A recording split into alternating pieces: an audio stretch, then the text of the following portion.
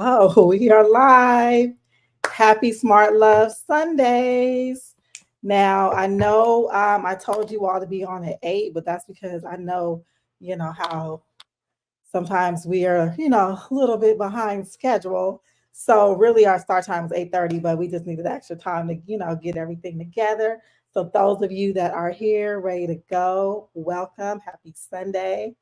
Super excited about today's topic. We are continuing with our series, A Healthy Guide to Smart Love. And today we're going to focus on mental health. So, the title of our session today is Mastering the Mind, the Guide to Cultivating Strong Mental Health for Smart Love. Okay. So, super excited because, we've actually had yeah, this is the stage. So do like this. Okay. So we've had sometime since our last session, because of course Mother's Day, and so my panelists that I'm bringing on today, my guests, they've done some homework, so they got some great gems that they're gonna drop for you all. So I'm just we're gonna dive right in. We're not gonna keep you from all this good game, okay?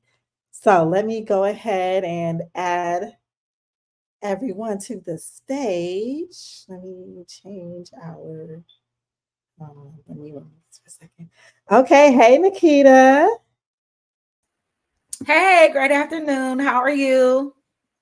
Excellent, excellent. What's up, Mikkel? Oh, there I am. Hey, everybody. Sorry. Oh, well, I want to welcome you two back to Smart Love. You're becoming regulars now. I Good mean, to be the back. audience can't wait to hear you. Yeah, great to have you back. So I specifically chose the two of you to talk about this discussion because mental health happens to be um, an area of focus for both of you, right? So, Nikita, tell us a little bit about your podcast, Mental Health is the New Wealth. Okay, well, I'm Nikita Nicole, the Illuminist, the host and creator of Mental Health, the New Wealth, where we focus on just mental health and understanding that priority of making sure that you are healthy in the mind. And so that is my podcast. And you can find that on YouTube under Nikita Nicole ULTD. Awesome, awesome. All right. And so the topics that you typically focus on your podcast, are they just, directly related to mental health practices, awareness? What would you find on a They're typical geared episode? towards everything regarding the mind, how the mind works, down to habits, different mental health difficulties and disorders that we may have. But I must say, I am not a licensed professional. Okay. All of these things that I have on my podcast come from research and my life experiences. Although I will have, licensed professionals on from time to time, this is just a girl who is intrigued with the mind. Love it. I love it. All Awesome. Well, right. I can't wait to check out some more episodes. All right. Definitely. Mikhail, you Yes, good, ma'am. bruh? You good, Yeah. bruh? So, everybody, I'm Mikhail Rosier. I'm a mental health therapist here in the greater Atlanta area, um, and trying to support our community to better understand something that has impacted our community more than the criminal justice system Mm. in America. So I think it's imperative that we do have a focus in this area. You can catch my podcast. You good, bro? We just had a recent episode release focusing on the lack of support that men receive for our self-care and how we do it. And Mm. actually the guilt and shame that comes along with the times that we don't put our families or loved ones first. Mm. So we talk about that. So we cover many topics, not just disorders or anything of that nature. We talk about just the experience, the Black experience, specifically from a male perspective. But I've come to find Okay. out that there are things that are unique for Black men in America, but men in general experience it. So I've gotten feedback from other culture or other background, other communities that have heard the podcast and they're like, man, I can relate to that shit. So it's kind Mm, of to be interesting for me. So I love as it. a clinician to find that out. I love it. Okay, and where are both of your podcasts? Are they on like Spotify, Yeah, Apple? my podcasts are on everything from YouTube, Amazon, Spotify, Google, all the Okay. major platforms cover Carry You Good Bro podcast. Awesome. Awesome. Make sure you drop your link in the chat so people, both of you, so people could Oh, okay. go and, listen to what you already have out there. Hey, there go Nip, necessary, unnecessary. What's up? Thank you for joining Yeah. us. All Hey, what's right. going on? Okay, so today's focus, as I mentioned, is going to be on mastering the mind. And we just kind of want to give you all a few gems. I told you in the last two previous sessions, make sure you bring your notebook, your journals, your pens. You want to jot down some of these great gems that are going to be shared here today. Um, let's see here. Let me share. Okay. Okay. Okay. So we're going to kind of change our format a little bit differently. Today, we're going to kind of break this up into a couple of sections. So we'll start with Mikkel's going to kind of give us an overall mental health check, as I call it, Okay. and just give us some information that's really going to help us understand um, how to be aware of things that are impacting our mental health, strategies, things like that, terms. And I'm going to break down how mental health is affecting relationships. And Nikita is going to help us with some coping skills and strategies. So, a lot of great game here today. Now, we're going to throw in some discussion topics. It's not just going to be simply sit back and take notes. We want you all to jump in with your questions in the chat, and we will reserve some time for questions from the audience as well. Sound good? That sounds like a All plan. right, let's roll with it. So I'm going to stop sharing my screen. And Mikkel, if you can get yours geared up to go, I will add it to the list. Oh, Is okay. it there? I don't see it. Yeah, you got to Not share yet. again. Yeah, I gotta share. I gotta share. I gotta share. I play well with others. I play well with others. All right, so share. I All think I'm right. sharing. Yes. All right, so get ready, get ready. Basically, I put together a couple of slides to kind of get a little touch of what mental health, what the human experience is, the impact of mental health in our community. I had mentioned earlier that mental health impacts us more than criminal justice. What I Mm, mean by that is that I think our total population is over 40 million, just over 40 million in the United States. And in 2018, 5.1 or 5.8 million African Americans identified or were able to identify that they had mental health issues all the way across the board, from addiction to schizophrenia to depression. And this is before the pandemic. So you can imagine that number might have went up. So more than 10% of our population were impacted by mental health issues that we still seem to be just figuring out what it is. So part of the struggle in our community is what we call, you may have heard the term emotional intelligence. Has everybody heard that? All right. So emotional intelligence is understanding that all of these words on this screen reflect the human experience.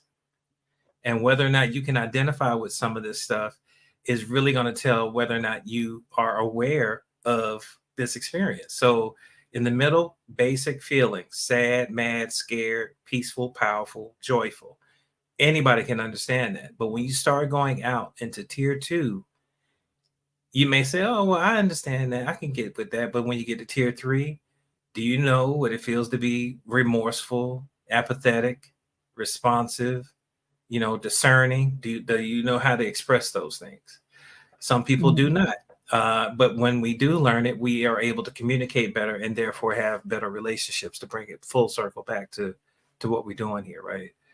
So the topics I want to cover is what is stress, the chemistry, like we're puppets on a string, and I'll explain that in a minute. Black mental health, because I'm Black and I'm in mental health, so I want to talk about me. Signs of trouble. So here that we're going to talk about the things you may see when you're in trouble and you may need to seek help, and brief overview of coping skills, because I know Nikita's going to go into detail with it, but what kind of therapist would I be if I didn't have it in the slides, right? So real quick, what is stress? That's just the body's response to any type of stimulus, whether it be internal or external. It is a function of the body. So without stress, we would not be alive. And I'll explain what that means. So you can't say I want a stress-free life, because that means you ain't living. So here we go. I mean, stress has a purpose, right? So here's a basic pyramid, Maslow's hierarchy of needs pyramid. If you went to college, you definitely saw this. But basically, Abraham Maslow is a physician that kind of broke out what it is to be human, like the actual, how should I say, what drives us, right? So physiological needs, you have to attain all of these things before you can go to the next level in the pyramid. So in other words, you're not thinking about security and safety if you're hungry. You'll go out into a war zone to find something to eat, right? But once you establish that, then you're trying to find safe spacing. You're not thinking about making love if you're getting shot at, right? So if you establish security and safety, then you can start looking at intimate relationships. And you can read it, but you see what I'm talking about, right? Self-actualization, which is where we think we are, is when we kind of have this what's the meaning of life conversation. You're not really thinking of that if you haven't established the previous 4 spaces. So this is just kind of setting you up to what's your motivation. Okay. Stress, there's eustress and then there's distress. Eustress is the things that keep you alive. So nutrition, as you can read, problem solving, physical activity. Those are the things that make you human and keep you pushing along, right? But when you start layering on this next level of stress, life gets a little bit more difficult, does it not? And this is stuff that's in your direct control, right? These are choices. These are things that are impacting you directly that you're literally, I guess you could say, deciding what to interact with. But then we add in latent stress. These are things that are kind of out of your control. Because these are people, these trauma, this stuff that comes across your social media, these police shootings of unarmed Black men, watching that over and over and over, inherent racism, the images of ourselves that are negative that are in social media that, because I'm not a fan of Sexy Red, I'm just saying. So, and I got a list, but where did that come from? I'm just saying negative self-image. Agreed. It's stressful. It's stressful. Looking at her. It is stressful. Listening to her. And you see the person that's backing her, it would even piss you off even further. All right, so she might be happy with her self-image. Yeah, she is, but it's made to stress us out. It's latent stress. Yeah, it's a motivation behind it, right? She's a tool right now. All right, so I said tool. I ain't say hoe. A tool. Oh, I'm sorry. That's your Freudian slip, not mine. All right, so anyway, let me skip through. But the point is, there's eustress and then there's distress. Distress is what ends up tearing us up. And what I mean by that is we are basically puppets on a string. We are flesh chemistry sets.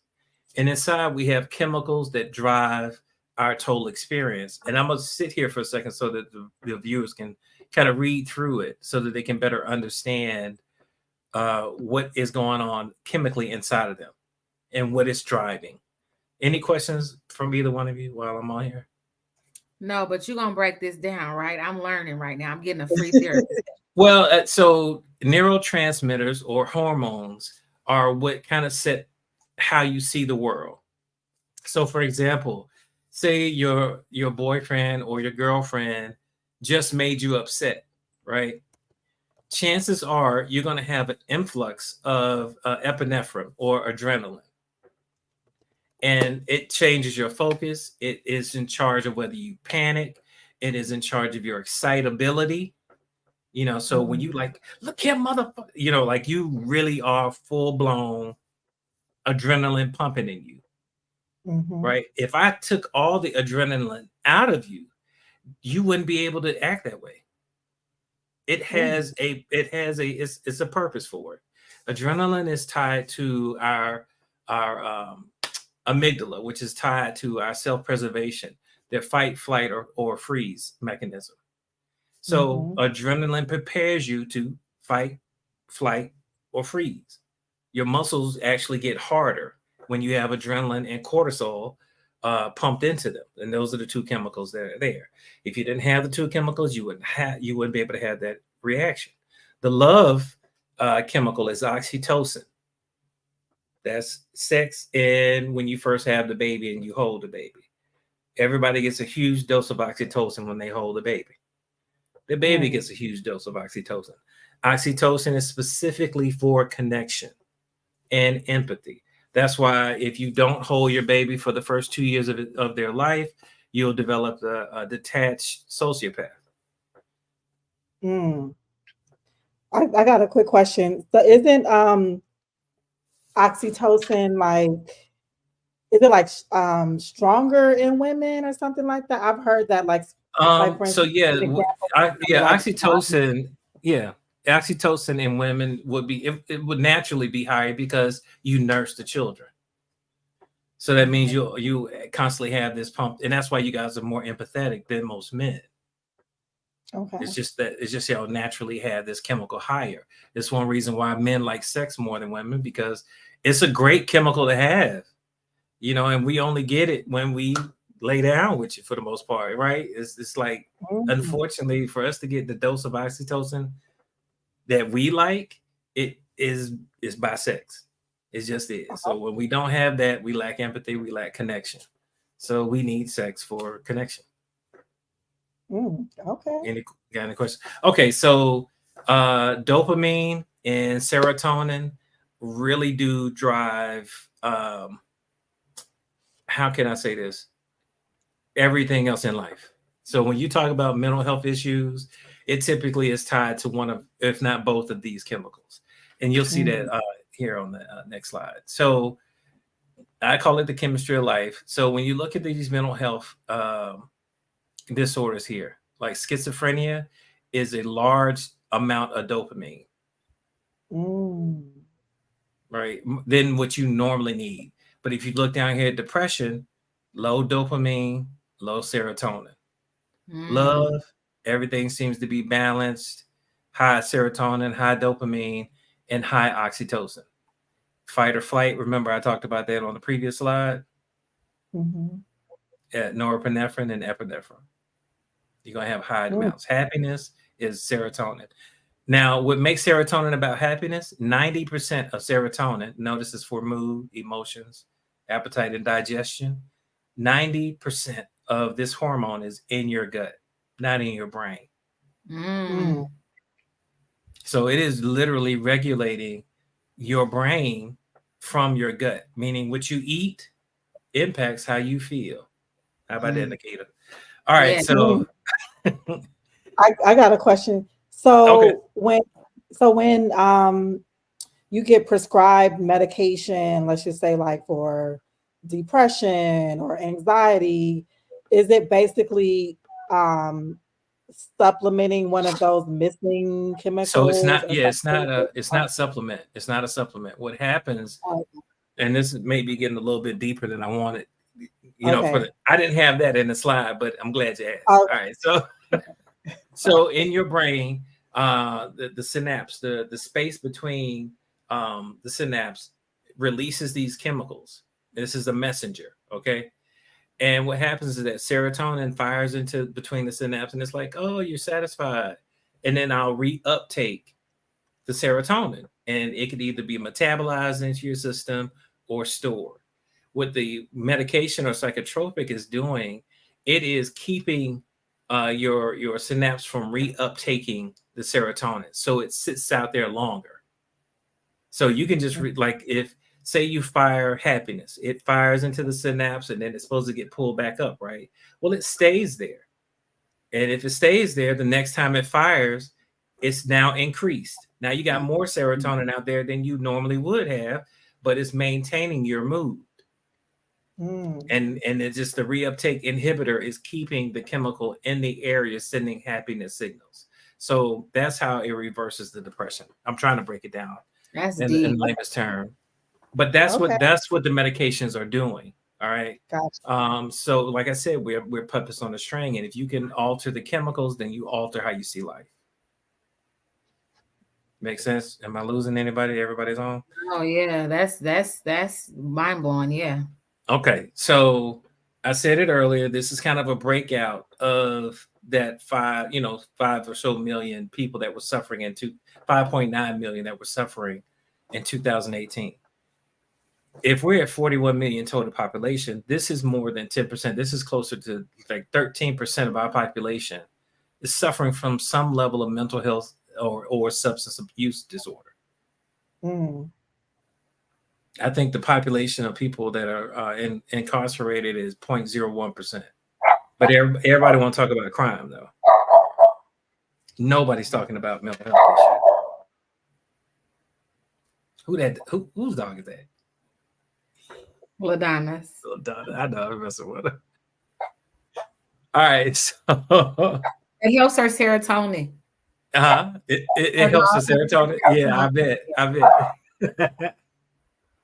But this is kind of like a breakdown what the percentage of population, like major depressive disorder, like 10 to 12% of our population suffers from this. General anxiety is higher than everything. And that's because we live in a society where we have targets on our backs and we know it. Mm-hmm. Bipolar disorder is smaller than you think. Most people think, people will say, oh, they bipolar. I'm not saying that they are not, but I think we use that term a little more than anything else when really it's tied to general anxiety disorder. PTSD, I think this number is higher. It's just not being reported as such. And schizophrenia is a small fraction of percentage. Common mental health symptoms for men. Remember, I kind of focus on this area. When we are suffering from some type of mood disorder, we tend to be overly aggressive, difficulty focusing, obsessive thinking, persistent low mood, or persistent high mood, not necessarily bipolar, and unreasonable fear. I kind of want to hang on unreasonable fear because a lot of people don't understand what that means, right? So if say for instance, like for example, in Georgia, this is an open carry state, right? Is it unreasonable to carry a firearm? No. Yes or no? No. Well, definitely not these days, right? Now you got to wear them when you go to the grocery store. Right. However, is it unreasonable for you to carry 3 firearms on one person plus ammunition? Yes. Right. So unreasonable fear. So when we overdo it, it's when we take it 2 steps further because we are thinking about the worst case scenario. So unreasonable fear is really subjective, but for your loved ones, you should know, you could tell when somebody that you love is kind of getting too far gone. There's a physical manifestation when we have mental health issues, and they are chronic headaches. Definitely if you suffer from general anxiety disorder, constipation, horrible sleep, and little to no energy. The raised heart rate, high blood pressure could be genetic. However, if you have any of this, I want you to get checked out by your primary care physician, and then after that, a mental health professional. Some signs of activities I think is important. With the rise of HIV in the younger population that we have here in Atlanta, high risk sexual activities. This is a sign that we are having some mental health symptoms. All right. Um, Substance abuse, addiction is really it feels like it's on the rise for me. It does. Um, I'm just putting it out there.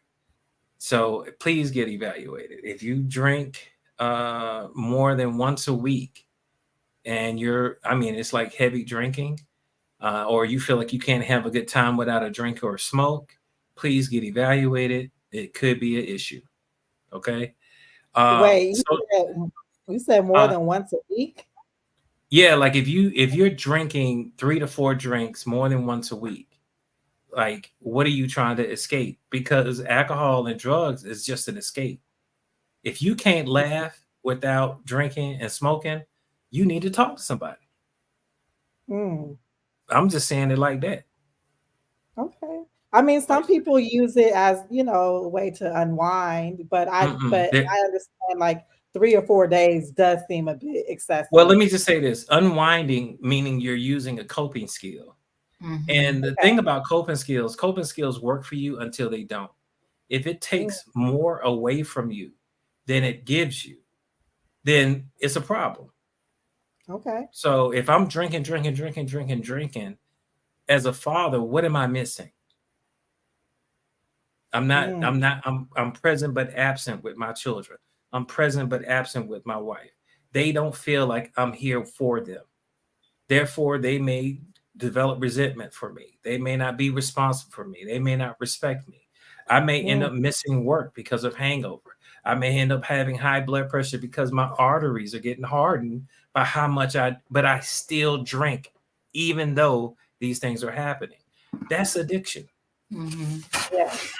All right. So that's what I mean. So, you, Yeah, I y'all, understand like it's starting to affect your life, and like I like how you broke that down with those examples, because mhm. because just off the bat, like just thinking like, okay, if I like to have the wine at the end of a stressful day, does that mean I have a mental health issue? I'll But be honest with you. I'm gonna tell you, in treatment facilities I worked in, it was way more women than men, and it was driven by having a wind down wine at the end of the day because they ended up becoming bottles, and mm, a bottle becomes bottles with an S, and then you're Mm-hmm. not managing your house, you're not managing the relationships around you because you're disconnected from them. That's the right. problem with smoking and drinking as a coping skill. It does work because it turns off your amygdala, which means you don't think about the stress, right? Mm, The distress. You know what I'm saying? You might still be hungry, but you're not thinking about the boss that pissed you off or who cut you off in traffic. It does work until it doesn't. Mm-hmm. And that's why you got to develop new coping skills. You can't just sit there with it. Lastly, socially disruptive behavior. Um, Emotional intelligence. Here's a chart on. I saw somebody a comment fly by about emotional intelligence. So for them, I'm going to sit here for like 10 seconds. I think Nip was asking what was the best book to read on emotional intelligence, but I'm going to tell you, Nip, first start by taking a screenshot of this and let Mikkel break that down. And then, Mikkel, if you could recommend a book. Yeah, I got to think about that. I mean, the books that I read are scholastic books. They're not like, they're not like great stories with them. Like it's not, It's like it's textbooks. right. These are textbooks. I have to have textbooks. I don't, when I'm not doing psychological work, then I'm reading stuff, but my stuff is textbooks because I have to create these documents. Um, but low emotional intelligence, meaning this person does not have the capacity or the vernacular to express themselves. So they choose what's common for them. Like since I work a lot with men, we are raised to believe that you can't cry, but you can show aggression and you can show happiness. These are two emotions that we are allowed by society to do and still be considered a man, Mhm. which means our behavior, because it's dualistic, will seem very childish. Does that make sense?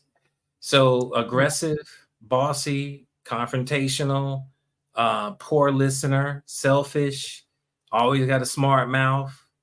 very resistant to change, um, hard to please, and perfectionist.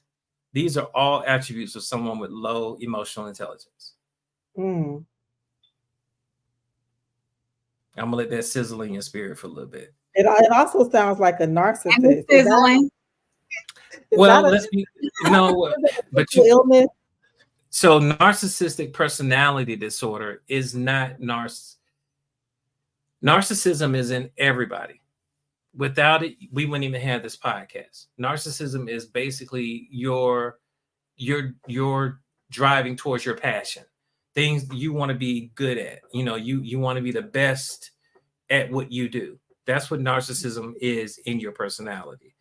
To be the Mm. best, you have to believe you're the best. If you believe you're the best, then you can't be wrong. Now it's becoming a disorder. You know, Mm. a lack of accountability is a sign of narcissist, right? But there are other attributes to narcissistic personality disorder that have to be in place. And I think that the scope of what we're doing here is really not a safe place to go into that. But just understand that everybody has narcissism. It's like I a haven't volume switch. heard that before. Yeah, Wow. it's like a volume switch. It goes from 0 to 100. And as you turn it up, it gets too loud, right? And when it's too loud, it's bothering others, right? Uh-huh. The person with the personality disorder is their volume is at 75 to 100. And everybody's like, yo, man, you doing too much. You too much, man. Like it's a problem. So that's how you should see attributes of your personality when you say it's a disorder, is that everybody's volume switches are different. And narcissism in your personality gets too loud to where you can't ever be wrong about anything. You don't know how to apologize. You're unempathetic. It's really kind of a It's kind of sociopathic. So it's like you all the rules apply to everybody but you. Mm. The previous leader of this country is is a pure narcissist as a disorder. That's a If you need disorder. a visualization, that's what we're he has a couple of diagnoses, but that's a good he's a good illustration of that. Mm. Mm. This is a person that claims to love but doesn't really know how to express love, very superficial, never wrong, everybody's against them, that type of stuff. So, yes, to answer your question, LaDonna, are these attributes of someone that can be narcissistic? Sure. But understand that these are also attributes of a child, a dualistic perspective, Mm. black or white, bad or good. And as an adult, things have to be in color, like in the middle, right? Shades of gray, so on and so forth. So if you have high emotional intelligence, here are the attributes of it, of which I think are very helpful, is that they're careful, they're patient, they're enthusiastic, sociable, um, assertive, and strong will. All right. Mm. All right, here we go. That was a long-winded answer, wasn't it? Uh, we mentioned maladapted coping skills earlier. Notice that drinking and smoking is here. Food, we're gonna talk about that in a minute. Um, Trivializing or intellectualizing, that's the other thing. Like we'll make arguments that really don't jive well with what's going on. Like well, she cheated on him because he cheated on her. Well, how is that helpful? You know what I mean? Like that's still destructive, Mm. but it makes them feel better. I got a hall pass. That type Mm. of ish. Displacement is very common. And then our favorite, petty, which is passive aggressiveness. Um, Procrastination is a coping skill, in case people didn't know. It's not about being lazy. So please check that. Let's see. Any questions on You this slide? what? There's one that I don't see on here that was just kind of brought to my attention that this could be a coping mechanism is sexual addiction. Yeah, I mean, having sex That could is be covering definitely, up some mental. well, it's an escape. It's a type of escapism, just like smoking and drinking. So Right. process addictions. I think I had a slide back that mentioned process addiction. I didn't really go into it, but like staying ridiculously busy, workaholics is a word for real. Anything that helps you not deal with reality Mhm. is a maladaptive coping skill. Got it. All right. Got it. Here's a quick one. I'm gonna get off the screen, Nikita. Hold on. No, Anything you're you fine. This is lovely. do you want to talk about anything? Anything on here resonate with you? Go Or ahead. okay. So somebody mentioned the book earlier, Emotional Awareness Tools for Identifying and Expressing Your Feelings. You can get a chart of emotions like the feeling wheel that I showed in the beginning. I always push journaling. I don't think we have enough time to talk about why that's so important. Just trust and believe me. If you if you're having issues, journaling is the first step to coming out of that space. Um, so bring some writing supplies. If you're an artist, draw, so on and so forth. So um, self-soothing is something that is a technique. This particular one technique is where you activate the five senses of the mind. That way you are distracting the mind from whatever the distressing thought is or distressing situation is. Okay. People always talk about mindfulness, meditation, relaxation, recording, so on and so forth. But I tend to put my black flavor on it. One of my favorite things to do is to make a playlist of your mood that you want to talk. Like if you depressed, put a playlist together of depressing songs, and it got to be your joints though. It got to be ones that you like. Man, I love listening to this one. I used to love and no shit to Sade, but you know I got introduced to Sade when my grandmother passed. So that whole vibe of stronger than pride, that energy helped me heal as a kid because she's talking about some serious stuff and I was able to extend it. So I tell my sisters and brothers, make a playlist um, as a mindfulness exercise. Let me see. Of course, I'd be remiss if I didn't talk to you about a crisis plan, um, a therapist on dial, the crisis team, or hotline for the state of Georgia. And of course, it would escape my mind the number to dial for a crisis line. I love getting older. Um, Obviously, family and friends are there for your support. They may not necessarily understand what you're going through, but they love you enough that they want to see you through it. You know, if that's just to hold you while you're working for it. An opposite action. If you feel sad, watch a comedy special. If you're mad, go work out. Do the opposite action. I mentioned friends. How many of us have them?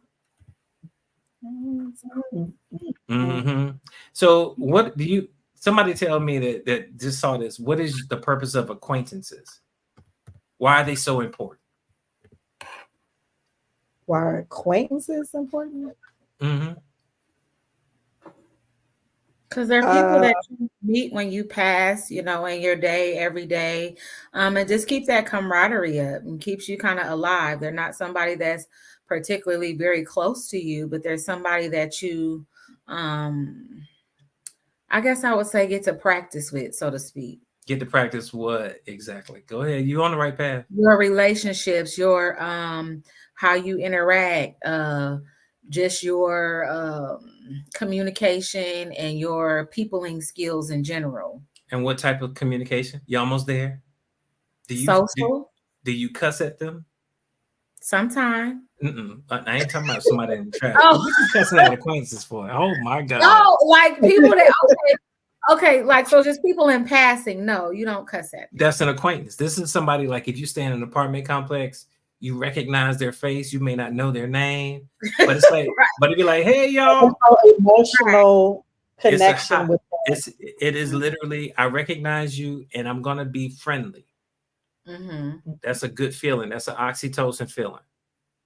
So if you're going through things, acquaintances, just getting out of the house, being out in the world can help you come out of depression. Mm, It may not necessarily help if you have like social anxiety. However, seeing familiar faces do lower your anxiety if you have social issues. Casual friends, if you like to play golf, special interests, playing ball, these are people that you interact with just to do the things you enjoy doing. Thank you, Nikita. Um, Close friends, obviously, these are people you hang with. You can cuss them out, they can cuss you out, and y'all still be friends. And on the top of the pyramid are intimate friends. These are the people that know where the bodies are buried. mhm, And you know where theirs are and they know where yours are. Y'all keep it real and they want the best for you. Some people got people that are close to them that should not be close to them. And I'm gonna leave that right there. mm, Um, Process of change. If you have somebody in your life that you know needs help, you need to understand what stage of change that they're in. mhm, In therapy, we talk, or in psychology, we talk about pre-contemplation, contemplation, preparation, action, and maintenance, especially when we're dealing with addiction. Um, some people don't think there's anything wrong with their behavior, mhm, and they don't see the failures of it. And you, as a loved one, off of that previous list, are charged with making sure that they see it. You ever see those interventions where the families come together and they're like, mm. "But Donna, I'm gonna read this letter to you about how your actions have destroyed our family." They're talking to somebody at a pre-contemplative stage, Mm. and the Right. goal is to get them to contemplation, and then get them to preparation, and then to action. Right. So you have to understand where your loved one is for you to be effective in helping them. And that's the only purpose for the slide, just so that you can understand why they're not moving if they're not moving. In Okay. summary, it's not the burden that kills you, it's how you carry it. Mm. Mm, Most people try to heave, and walk with it on their own. They compartmentalize it, they keep it to themselves. I'll tell anybody every day the only way you can heal the open wound is to give it some light. It needs some sun. You can't just bandage it up and think it's going to heal back properly. You got to Mhm. have sunlight. You got to put a spotlight on the issue, or else it's never going to heal properly. And yeah. that's pretty much me. That's all I had. I got references there for those who are interested. Is my email address and my Tap link, in, y'all. Tap in. and that's it. So I'm gonna stop sharing. Where did Donna go? Sorry. I'm like, where did Okay, little I'm Donna back. go? Okay. All right, I was Okay. saying thank you. Okay. All right. No, thank you so much for that, Mikkel. Oh, that Like wasn't that. too much, but That was No, that I perfect. mean, Not at yeah, all. yeah, that was a great lesson, and I think that you covered a lot that I feel like kind of sets the stage for the rest of our conversations. Because I know, like we use the term mental health a lot without really defining like what that means and how it shows up and what it looks like, and right, how to understand when someone is dealing with these issues. Some of these things that we start to normalize, like that's just, it's normal to be, to use things to cope with your stress. It's right. normal to, um, exert these type of personality traits when you're upset. So I think that the way that you broke it down really kind of gave us a little more insight into what we're talking about when we speak on mental health. So thank you. No, no, my pleasure. Yeah. Okay. So Nikita, did you have any follow-up questions for I didn't Mikhail? have any follow-up questions. I had like just a little tidbit. You know how they say back in the day in church, I was getting ouched. So it was a whole Uh-oh. lot.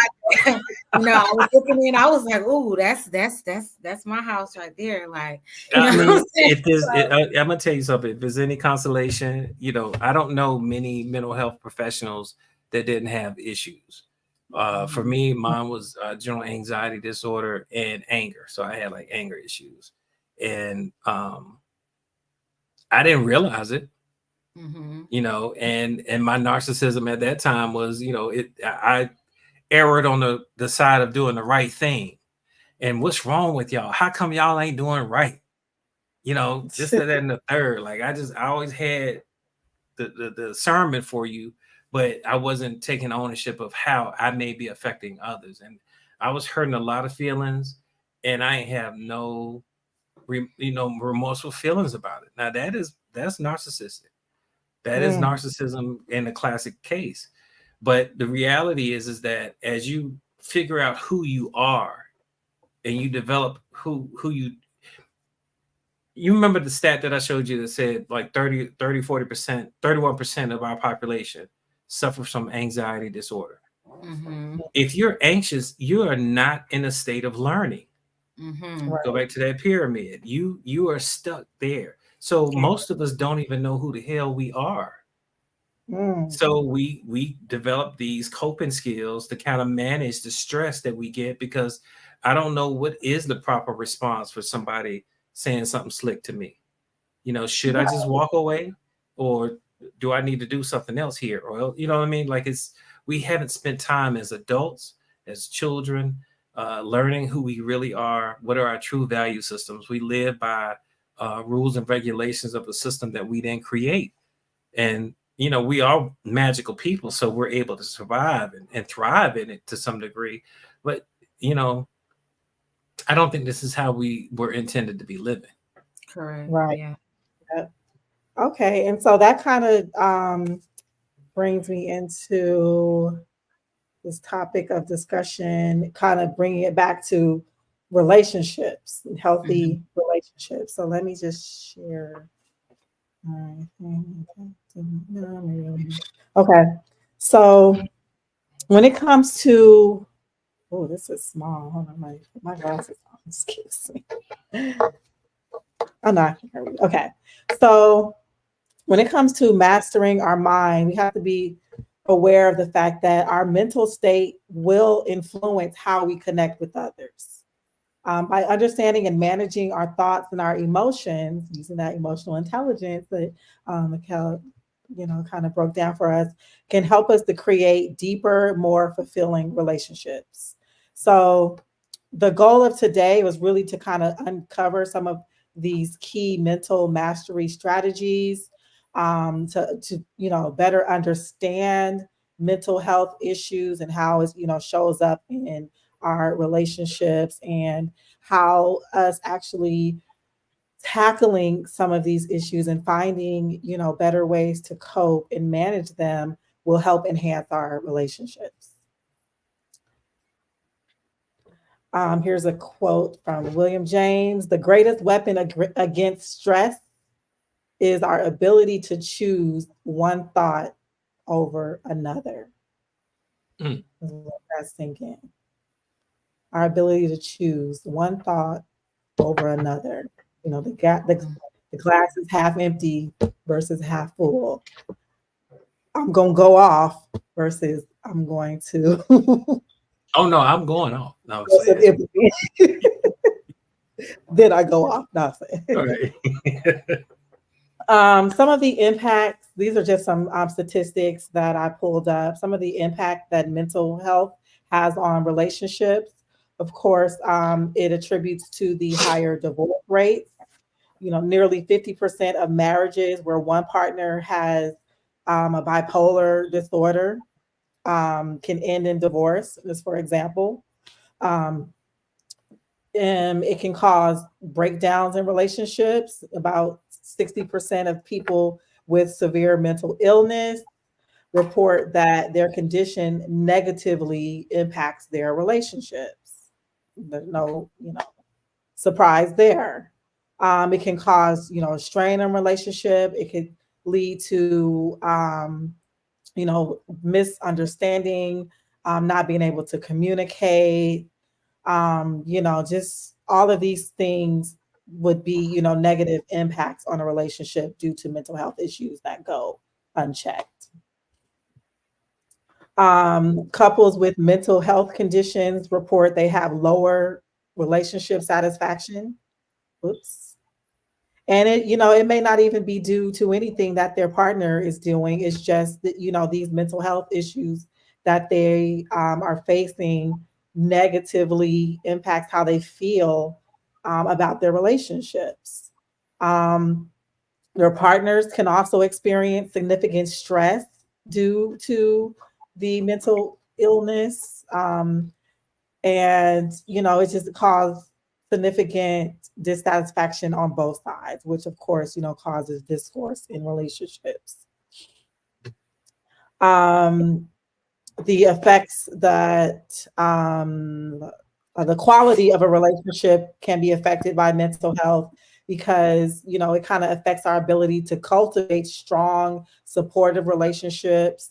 um it can affect our ability, to bond, the nurturing that typically, goes along with the relationship, that, the person is expressed dealing with mental illness, that, might be hard for them to even do something that, should come naturally. Um, so it's very important to, maintain optimal mental health and overall well-being to really improve the qualities of our relationships. Just some points here, having supportive partners that can help you, provide resilience, especially when you're going through, these hard times. Creating that quality social bonds are also very crucial, as Mikkel just described, like just even having acquaintances that you can invoke that positive, oxytocin hormone with just with normal exchanges. So it's very important to have relationships, positive, healthy, supportive relationships when you're dealing with mental illness. Mental illness can show up as violence in a relationship. Um, you know, some of the statistics here show that 45% of women and 25% of men with depression or anxiety have experienced some type of violence, whether it was um, inflicted on them or that they were inflicting on others. Having a poor mental health can lead to like a vicious cycle, you know, of you know uh, violence, where it's just say someone is in a situation that they're already kind of experiencing some type of mental illness, depression, something of the sort, and then now violence is like inflicted on them or vice versa. It's kind of creates a cycle of hurt people, and it's just again like not dealing with some of these things um can really, impact negatively our relationship. The holistic approach is all about, addressing both the mental health and, physical outward, like emotional, verbal violence against, someone that you're in a relationship with. Those are things that you need to check. And I hate to bring this up because like I really didn't want to, but um like watching that P Diddy video Girl, don't do it. with Cassie. No, Mhm. I'm only gonna bring this up because in his apology video he mentioned some sort of like mental breakdown or something, that he was at Yeah, his lowest. he went to rehab. He has a therapist. Um, all of which could have possibly happened, and they would be consistent with some of the things that I was aware of about lifestyle. So it could be Hmm. true. But they, to your point, addiction does exacerbate, intimate partner violence. So Hmm. it plays a part. That relationship was what, 10 years old, 10 years old Mm. relationship. So Hmm. It was a you course know, over a long period of time. long Yeah. period of time. Like the actual video. that's out. It's been so long ago he can't even be charged with a crime. Mm, really? It's outside the statute of limitation. Okay, well, so that brings me to our discussion. I'm sorry, I didn't mean to So, drop that on you. no, I won't. Donna like, damn, It's like can't lock even his ass up. Okay, lock his ass up. if Damn. he was Zaza's look. Okay, so my only thing is now, like I agree, Mikkel, like all that could possibly be true. You know, Mhm. he was going through some things at that time. He's thought, help, and he's, now a better person for it. Um, but what advice would, and either of you could jump in here, like what advice would you give someone in a relationship, in a volatile relationship like that, with someone that has some sort of mental, issue that is going unchecked? Like, is it, through sickness and health, and in health, this is the sickness part. We gotta, help each other through it. Or, what I'm saying? Like what Mhm. advice would you give someone? Like, is it, try to help them get help, save First, yourself? let me say, I'm not a doctor, and I keep on saying that I'm not a doctor, but not having been in a relationship as such, that didn't just start off like that. And when you saw the actual tapes, other than the abuse, but how it was happening and what was going on, him doing what he was doing and her not hitting back, fighting back, you're laying there. Him taking her personal belongings, i.e., purses or whatever, taking it back to the room, then coming back out. There was a certain level of ownership that he put on her. You know what I'm saying? And it just did not happen like just right then and there. So I'm saying that to say for people to be mindful and look at signs. And that's kind of what I'm going to kind of talk about also when we be mindful and look at signs, because it's this whole culture of get flued out and let him do this, that, and the third. But there is a price to pay for some of that. And I'm not saying that everybody that lavishes their mate in nice things or cares for their mate in a certain way is abusive in this way. However, I am saying that there is a certain level of ownership that comes when there is a one-sided relationship, to where one person is doing all the giving and and then another person is doing all of the receiving.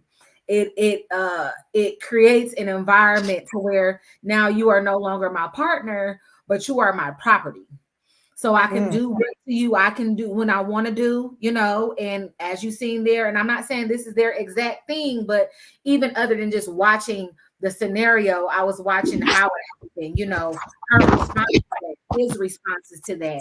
So it was more than just that, but she was his property. And so I'm just saying all that to say, you just need to be mindful of when people do things, you know what I'm saying, why they're doing them, the little sly things that people might say to see if you have before you on the floor get kicked. There probably is some slaps, there probably is some chokes, there probably is some isolation.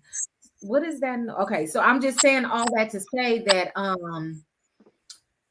it just doesn't start with that. Like Michael was saying also, there is a 10-year relationship, and it did not just start at that. It was, a progression of that, to where unfortunately it ended up in on that level.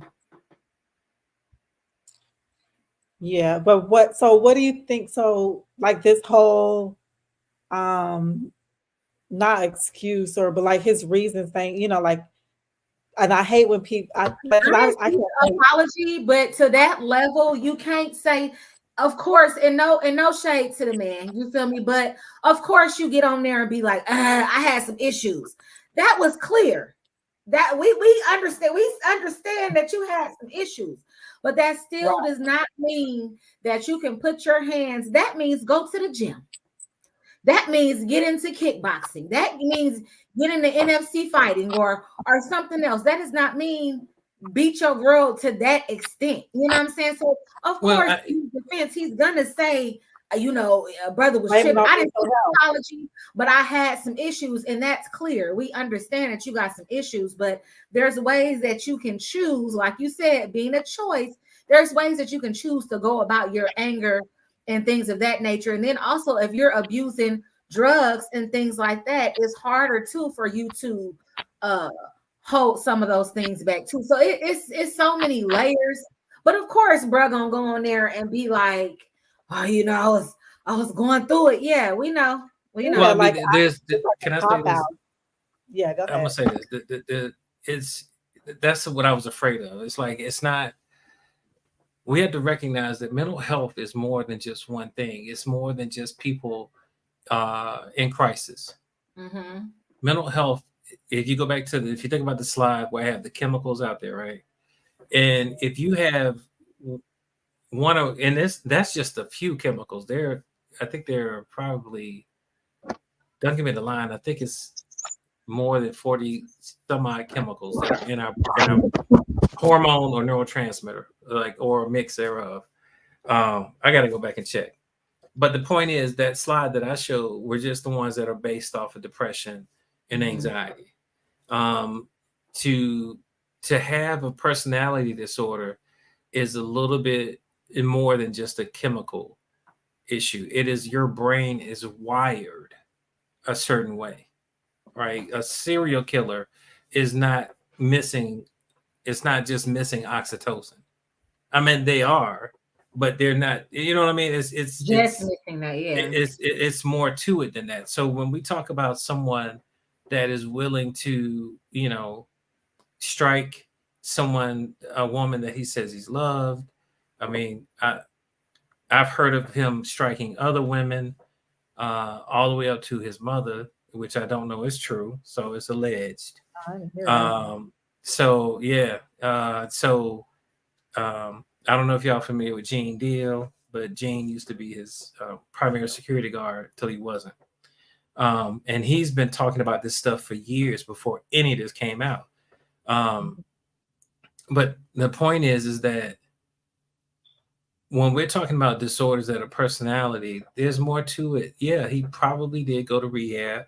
Yeah, he probably does have a therapist. And he may be on some psychotropics.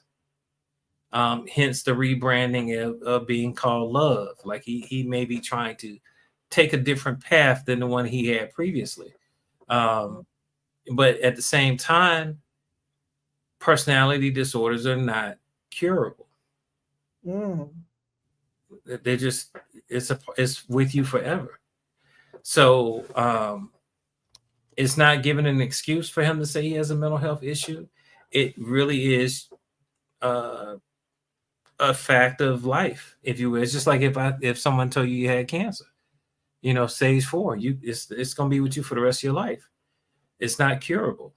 And it's not an excuse for anything. It is just kind of helping you understand why something is happening.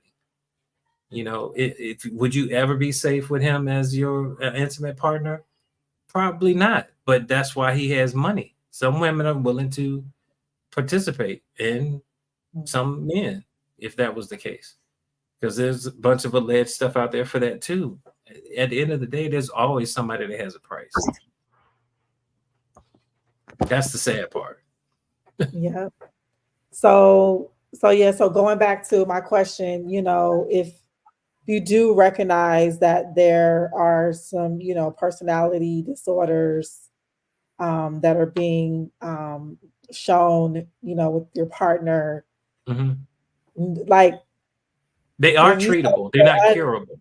okay, that's what I was Yeah. getting to. Like you So said that they're I not see that go curable. across the screen. Like, make So sure you say they are treat. You could treat them, but you'll have to treat them for the rest of your life. Like, there's no, like, if I'm depressed, I can come out of depression and be good.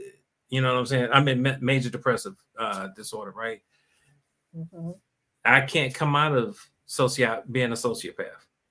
If mhm, I killed animals when I was a child and I grew up and I was interested in killing people, that's always gonna be there.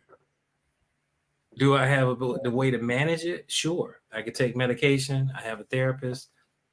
I work through my issues. And like you had in the other slide, LaDonna, you have two choices you can make.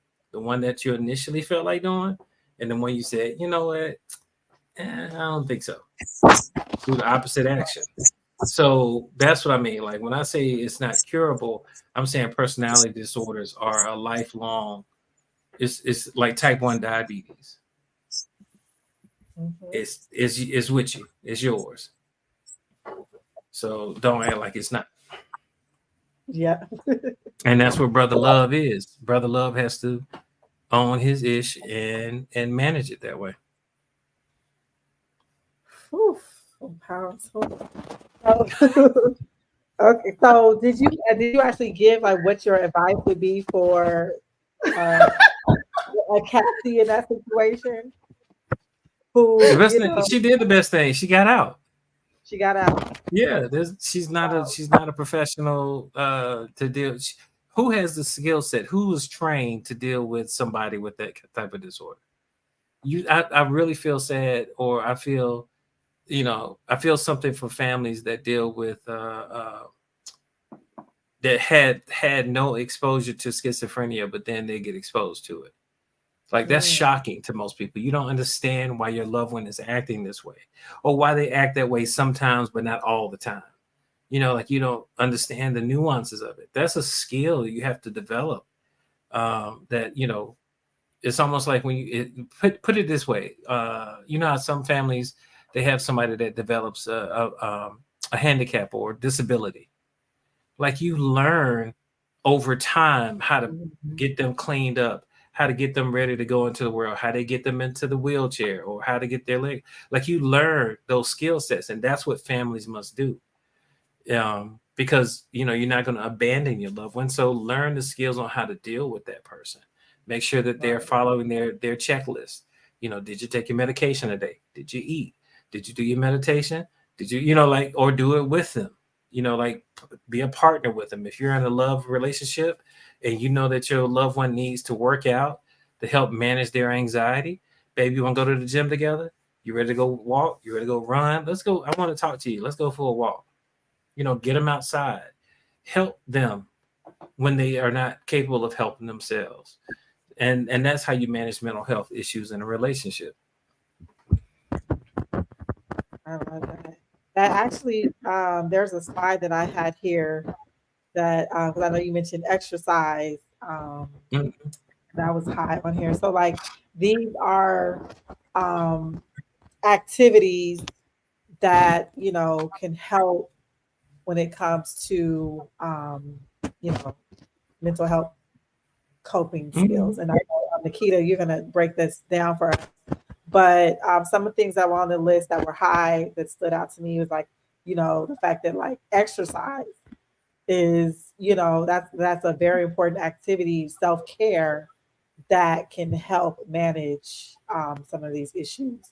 And then mm, also the highest was the having a social support system. So I just want I debate that one. you debate that one. Yeah. And there's no new friends culture. Come on. Well, there could those social could be acquaintances. You had a It whole can list of be. I did, but I want you. I'm saying, you know, maybe that's PTSD for me in these therapy sessions. But this whole day, I'm with my day ones. Shut up, like that. What about your day twos, my dude? Like, you know what I'm saying? You talking about somebody you play G.I. Joe? They can help you cope with life. You don't know, you know what I'm saying? They the ones you drinking with. Your Mm. day ones. They the And ones you those smoking with. bad habits with, yeah. Right.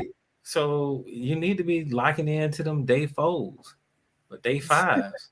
People that were adults when you I met look them. at day ones a little differently. I don't just look at like day one from from day one that when I was growing up. I look at it from like day one of us meeting and becoming friends. That loyalty is what resonates with me. So I could have met you on day two, and Right. you can be considered a day one based on our friendship and how you showed up from day one. So that's just how I look at it. Okay, so Nikita. And I'll have you pull this up later too, because those are some of the things I wanted to touch on. Okay. And Mikhail has did an excellent job at breaking Uh-huh. down what it is so far as you yourself personally. And Yeah. LaDonna touched on some of those factors. So I'm going to go into a little bit more of the relationship building, and not all relationships so far as like the romantic relationships, but just your relationships in general, and can also be applied to relationships. So when looking at the whole topic that we were speaking of on being mindful to develop successful relationships, we also need to understand ourselves. I'm always going to go to self-mastery. If y'all watch the other episodes, I just love tapping into self, because without understanding self, you won't be able to really tap into others. You'll just become like a people pleaser or cater to the things that they need, not really understanding yourself. So in doing so, you have to look at your attachment style, your style of communication, your conflict resolution, and then your diet and activities. And Mikhail did speak about a lot of these, but just in breaking down your attachment style, right? So when we go into the attachment style, we're talking about things that have been cultivated since you were young. How your family interacted with you. Like Mikhail said, were you held, were you kissed, were you, positively uplifted, and these things develop your attachment style. So when dealing with your attachment style, you can have a secure attachment style. This is when you're empathetic. You set appropriate boundaries. You feel safe and stable in your relationships. And you can own your mistakes and failings, right? You have a pretty good balance. You can also have an anxious attachment style. This is when you are overly needy, very anxious. You have a lack of your own self-esteem, or a lack of your own self-worth. And so this makes you very anxious in the relationship. And you always crave emotional intimacy. You didn't tell me you love me today. Or you have to say, I love you every time before you get off the phone. I love you. Like I told you that earlier today. Like you have to, continuously get these things to understand that you are in a relationship with someone who really wants to be with you, because of how you were raised, and, those things that you developed over time. When you have I gotta pause you right there because I just recognized an attachment style of mine that I was like, whoa. Okay, so for me, like I have to have like positive words of affirmation. Mhm. Like that is very important to me in my relationships. And it's like if I don't have it, I guess I do feel like anxious, like, okay, are like what's going on? Like But I think it's wow. natural. There's nothing wrong with that, but it's the balance. Like Okay. if someone said, LaDonna, you're beautiful, I love you so much, and whatever, and then they go off, on their day. Do they have to contact you all throughout the day and be like, LaDonna, you're beautiful, I still want to be with you? Oh, no, How you no, know no. what I'm saying? Like, yeah, it's the balance. So it's nothing wrong with, you know, you needing that. That's a part of your love language and what you need to feel loved and supported in a relationship, or just across the board, because that's just not romantic relationships. You probably would feel away if you got your outfit together and you killing, and one of your girlfriends was like, okay, girl, you wearing that? Like, you'd be like, well, why she didn't say nothing? I think this is, that's across the board. But when it comes obsessive, like, why they didn't Mm, say nothing? I told you I loved you a couple of times throughout the day, but in every interaction, every time I have to be reinforcing my love and devotion to you, then that's when it becomes, a really anxious attachment style. Michael, okay, did you thank you for touch breaking on that what down. that? I wouldn't. You covered it. Okay. So yeah, it's nothing wrong with that. But as long, I mean, in all of these, everything that we're talking about today is within balance. Like you said, Mhm. the narcissism, the aggression, the serotonin, all of these things are fine to have. There's nothing wrong with having it. And if we weren't supposed to have these things, we wouldn't be equipped with them. It's when they become imbalanced is the issue. So even all of these things, even the secure attachment style, which is, I guess, out of all these attachment styles, the most healthy. But if you're too secure, then you kind of borderline on the next one I'm going to talk about, which is the avoidance. Mhm. I'm so secure that I'm not even checking for you. I'm so secure that I know you want to be with me. Like I'm not even gonna go the extra mile. I'm not even worried about it because this is the best place you want to be. So I'm not worried about that. Or you can also, in the avoidant attachment style, you can have issues with being intimate, like so far as intimate closeness. When it's time for you to have those deep conversations, or if a relationship seems like it's passing a certain point and you guys are getting really, really close, you do things to, cause distance between you and that person. You start to have issues with, open communication. You want to kind of keep things surface so that you don't have to get to, now what school I'm sorry. Okay. So yeah, you don't want to get too close. And you start to kind of abandon the relationship. These are also people that that things are going on in the relationship and you just will not address it. It's like, okay, I need to talk about this. I need to, can we discuss this? Or even if your partner, friend, or whatever is not discussing it, these are the people that you have done a wrong, or there is a glitch in the relationship. And when they see you, what's up, Michael? What's up, LaDonna?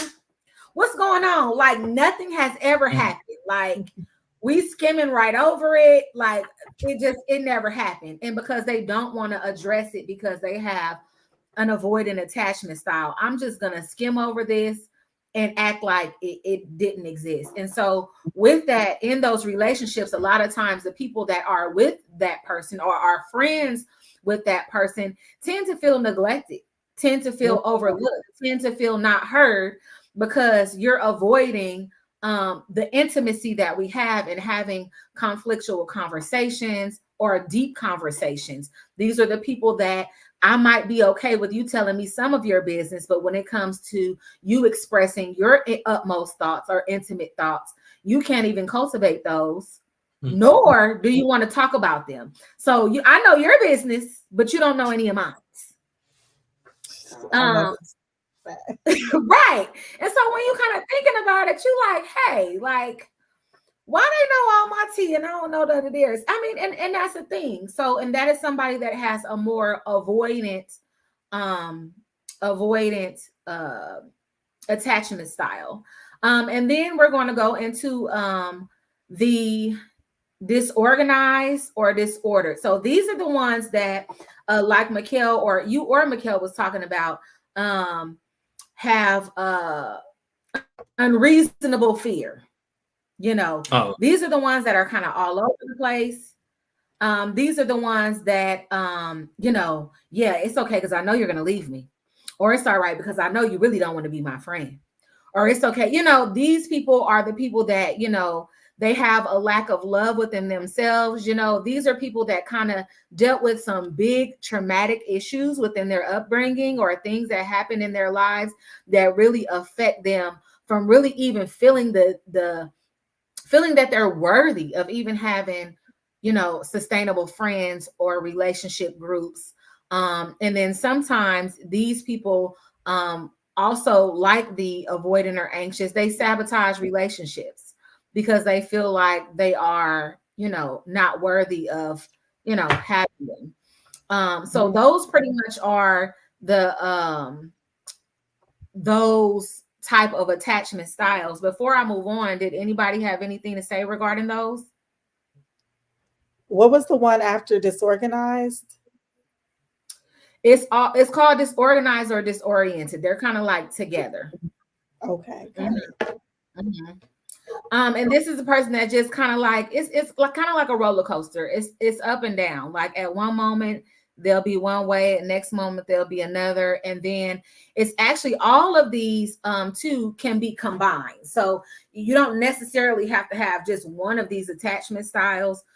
You can be combined with all of them, and I would think the closest thing to the combination of all of them is the disorganized and disoriented attachment style. Mm-hmm. Think of somebody that always is waiting for the other shoe to come down. Mm-hmm. Like they can never be positive. You mentioned somebody sabotaging, like they'll be in a relationship and they'll be like, I don't like the way they drive. I don't. I mean, I'm serious. Like they will find a reason to. On that low mental, what is it? Right. That low mental intellectual scale. Yeah, they will find any reason to end a relationship Mm-hmm. because in their mind it was going to end anyway because it's not supposed to work out for me. Mm, Because they don't deserve it. Mm-hmm. Mm-hmm. right. So, I Right. mean, just looking into these things and really just discovering for yourself, do I have some of these? You know, and we're going to talk about some of these things later on, how to figure this out, how to cope with these. But do I have some of these things? And are these me? But you wouldn't be able to know that if you really didn't just tap into yourself and figure out, you know, how do I relate to others? Or not even that. What do people say regarding, you know, I'm saying me as their friend or be in a relationship with me? You know, certain things, you know, it can be random, but if several people that you have been friends with or in a relationship with have kind of said the same type of things, then that's something that you would really need to look into for yourself. So we're going on now to the communication styles. So there are about five main communication styles.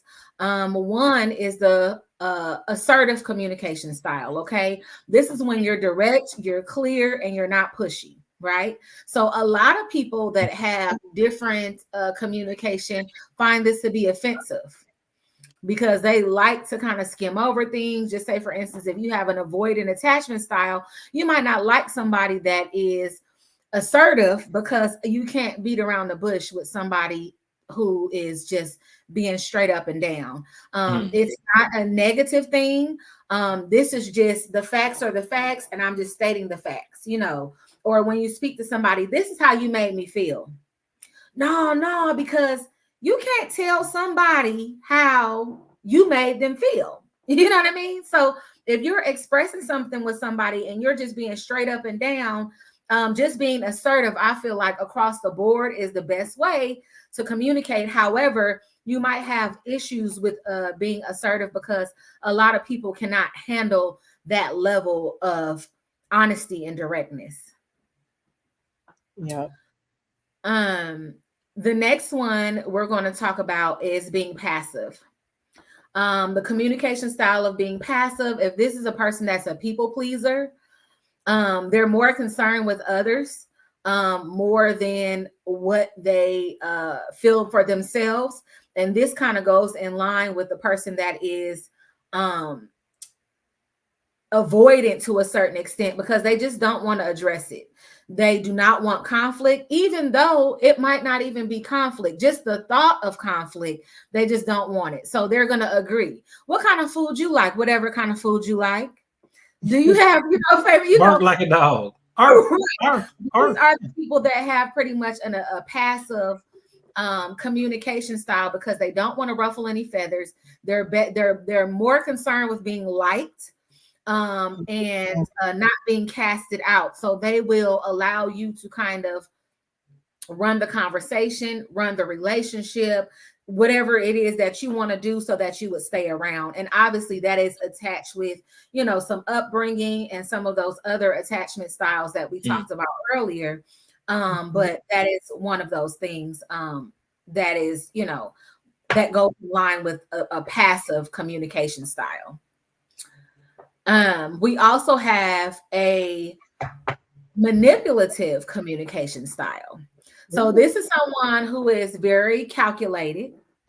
I would say that this, if I would, okay, so the extreme of this, y'all, this is extreme, but I would say a pimp would have an immaculate manipulation communication style. And why I say this is because somebody that is in that field, I ain't even gonna call that a career, but somebody that's in that line of work, right?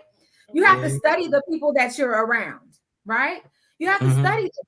Can I yell at this person? No, because if I yell at that person, they're going to break down. How do I have to convey what I need to say in order for this person to do this? So if I need you to do a certain thing, I have studied you enough to understand and know how I need to talk to you for my outcome. This is a person that is not interested in a meeting of the minds, comparison, getting both people to have, beneficial outcome in a situation. I'm speaking to you and I'm talking to you in this way because I want to have what I want to have happen. And this doesn't always come in yelling. This doesn't always come in. And it's almost like one of those people that say, oh yeah, when they get cold, people get in a relationship. When that tax check come around, you get these phone calls because they have a manipulative communication style. There is something that I need from you. And so in order to get the things that I need from you, I'm going to talk to you in this way, around this time, because I know that I would have the best outcome for whatever it is that I desire. Would this also be considered like grooming? Like That a is grooming tactic? that is No, manipulative style. so you have to be careful. Manipulation in its context is the ability to convince people to do things that they wanted to do anyway. Because nobody's that they doing. wanted to do anyway. Yeah, like sometimes it's hard to imagine that somebody would want to. I mean, I don't want to put any spotlight on sex industry, but I'm thinking about like, and I'm only borrowing from sex industry because you said pimp. But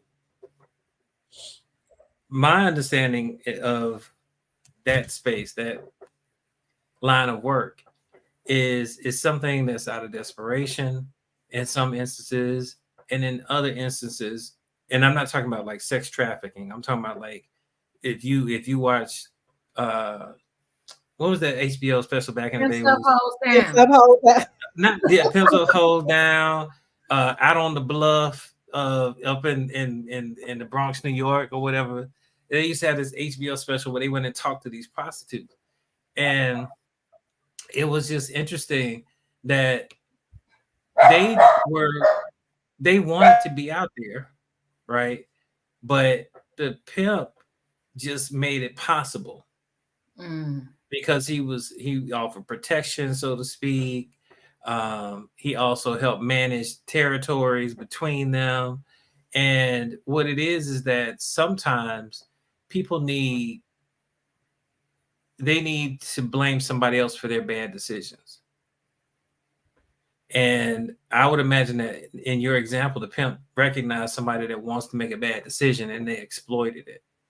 And I've seen it in personal relationships. Like, we mentioned Puffy and Cassie earlier, and there's in her lawsuit, she agreed to have sex with X amount of men, a male prostitute, like and they were together for 10 years.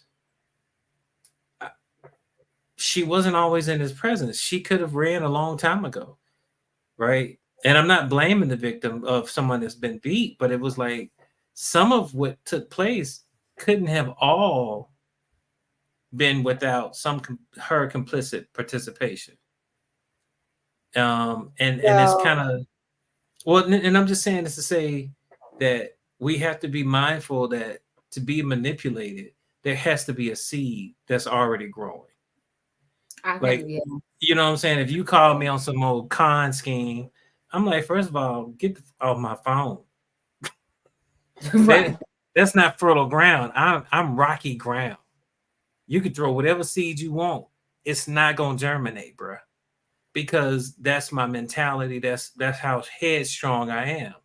For those that are not headstrong, they tend to have disruptive lives, and this manipulator comes in. I'm putting it in quotes. They come in and they help stabilize disruptive lives. Like I saw this meme or this TikTok the other day, and it was like, I don't want no man to uh I don't want no man to what I can't remember how it was. I just want a man to come help. Can I get some help? And that right there sends a signal to the ones that want to take advantage. Girl, I'll help you. You know what I'm saying? Come on, girl, I got you. What bills you got? What you got going on over here? And that is a deficit position. And I just think that, we have to be careful with that, understanding that codependency takes two. Mm-hmm. Mm-hmm. And that's all that really boils down to.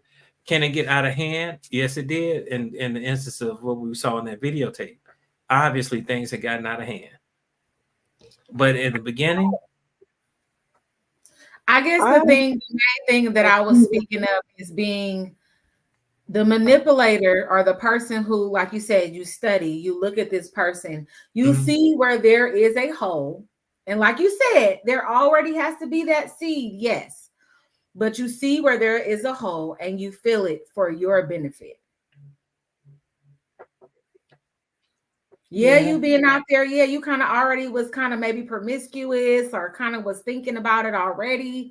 So it was yeah, like, oh, let's make this money. let But me at the end, organize you. it's for your benefit. Yeah, let's organize your hoeing. Right. Right. Girl, them shoes ain't gonna right, work. That street ain't a good street. And it's for your benefit. right. And I would question if every manipulative situation is something that was already that you would want to do, because the thing is with manipulators, they can plant a seed that you don't even know that that is what is happening. That's part of the manipulation, right? And it's like, Mm, you know um for the like the example of, I think you used sleeping with multiple, sleeping with the prostitutes or whatever when he wasn't around. Like that does like even if that did happen, that doesn't mean like the manipulation of giving her drugs, like, like making her believe that, hey, doing this is like satisfying, what I'm saying, you're satisfying a need for me, and that's what you want to do. You want to satisfy your man. This is what I want. So, in an effort to give him what he wanted, he has manipulated you into doing something that you would not have done mm. otherwise. Well, first of all, giving somebody drugs is illegal. You can't give somebody drugs and then have them do things, especially in the Providing state of Georgia. Well, I'm saying like but again, part of the manipulation, though. so the problem in our society is a lack of accountability for all adults involved, not just the man or the woman, but both. One of the reasons why cheating is not an issue for some married men is because we don't put ourselves in positions to cheat. You're not gonna see me in a Las Vegas brothel. You know what I mean? Like that's I don't. There's no room for that, and so that's my accountability for the role that I have, and that's what I'm saying. Like it's a bad. For example, when there's been infidelity in a relationship, it is a bad response to say it was an accident. I didn't mean to sleep with that girl. I didn't mean to sleep with that man. I ain't What? believe that. What I'm just saying, but then they'll make it seem like they had no account. They just swept me off my feet. They just this, that, and the third. They'll have all this manipulation, and to me is something that's a little bit more sinister, meaning like you can manipulate a child. Mm-hmm. That's to me is manipulation. But when you're talking about adult to adult, That's just me giving you permission to do what you want to do and be able to blame me for it. Mm. We're gonna have to break this down, so because Wait. just don't. I just, I'm gonna keep it pushing so we can at least like keep it under time. But I can't even accept. I just can't accept it. And then too, also, I guess I can understand what you There's a power dynamic. There's have a a small, power. like a child mind too. Yeah, that's what I'm saying. It's a power dynamic, first and Mhm. foremost. And I'm saying Mhm. that when you have a power dynamic, meaning I have a higher intelligence of you, you know, like if you obviously if you have learning disabilities, I can manipulate you. If you're a child, I can manipulate you because you're going to be disproportionately trusting of me.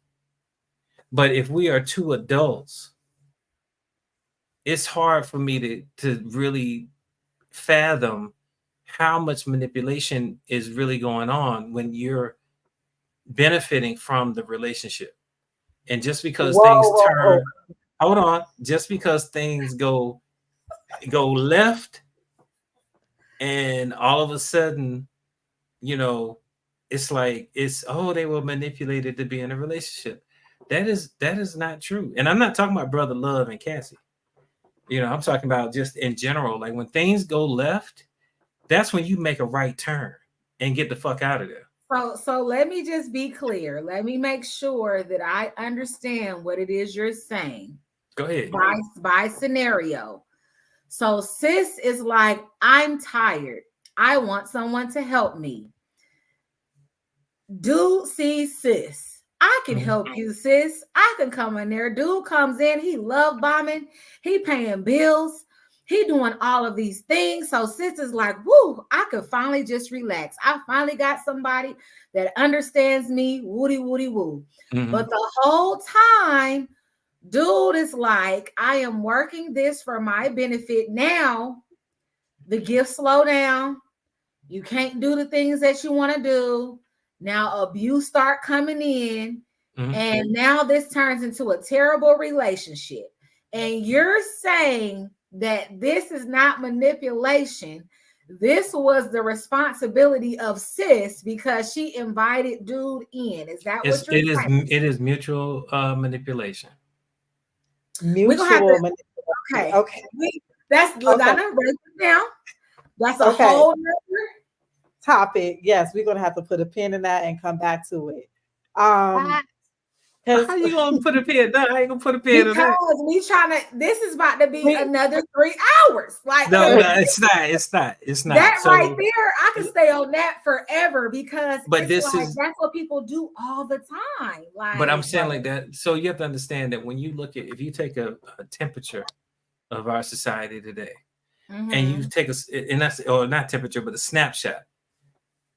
All right, I'm talking about somebody that what you just explained is somebody that is actively promoting. I need help. If a man can't take care of X, Y, and Z, don't even bother me. Right? She eating, her lights are on, all this other stuff, and she's advertising this body, this mind. This is for you. If you could take care of all these things, she's objectifying herself. Period. Because she hasn't shown anything else that she's bringing to the table.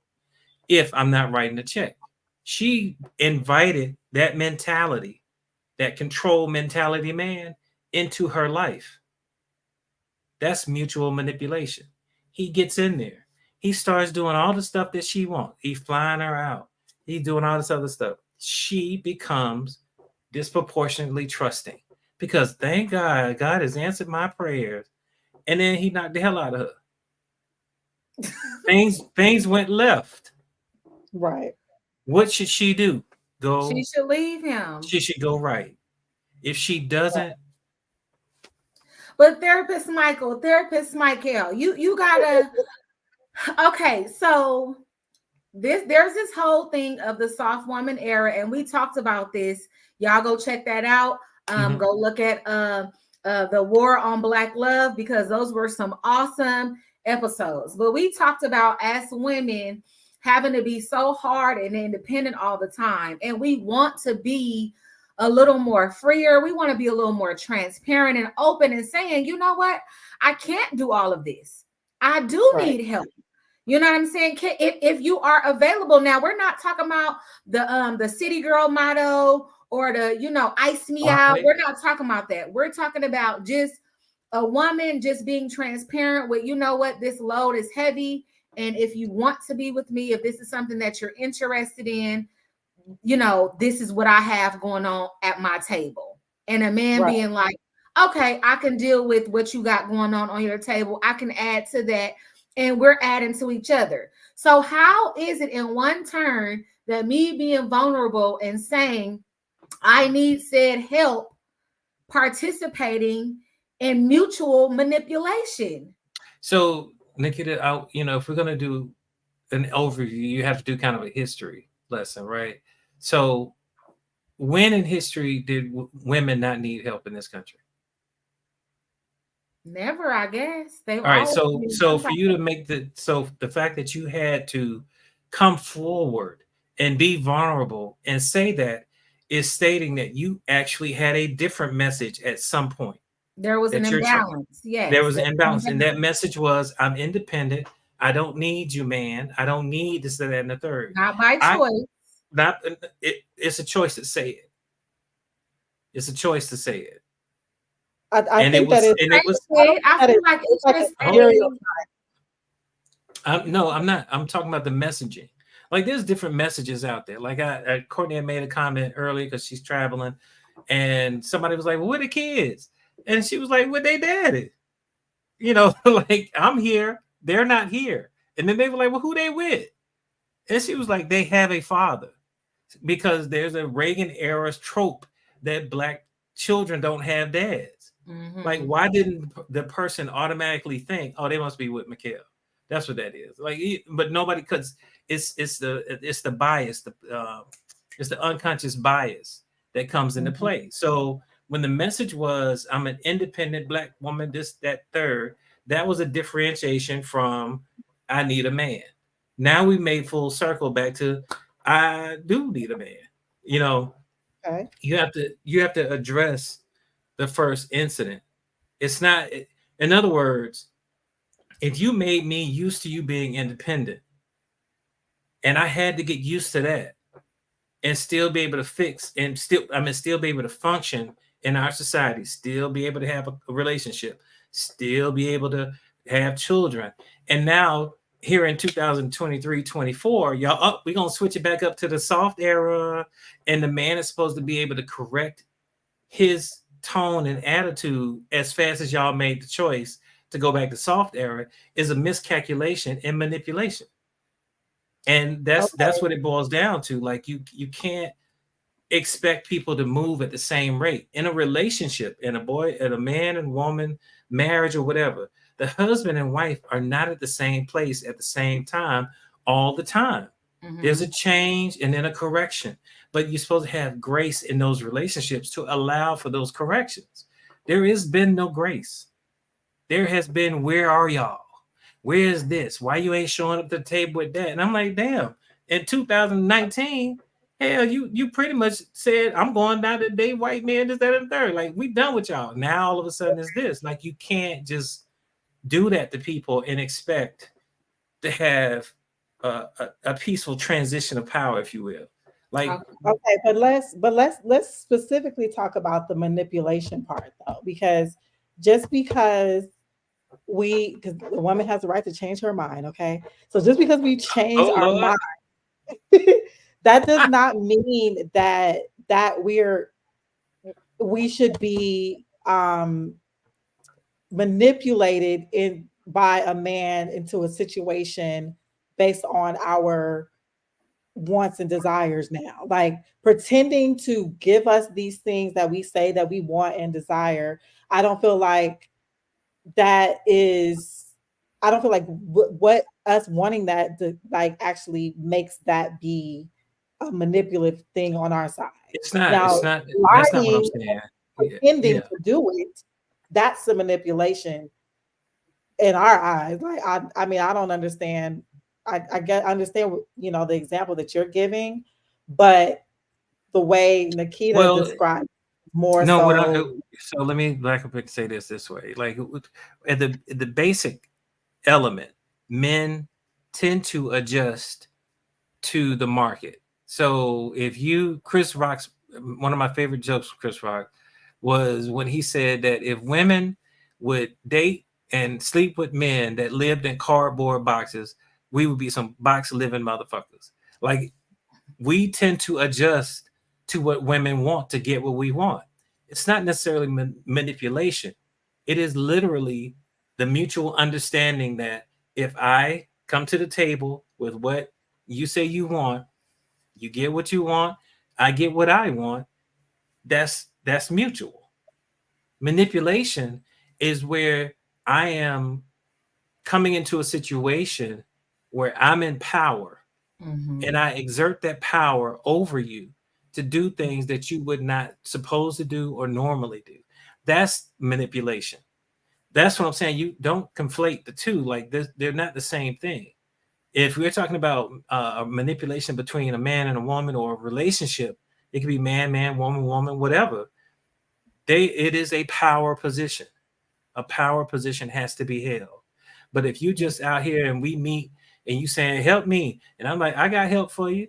What you got for me? You see what I got? Hourglass shape, whatever, whatever. I pay a light bill. We might have sex, and now you expect for me to continue, but I'm done because that's what you offered. You objectified yourself and not treat you like an object.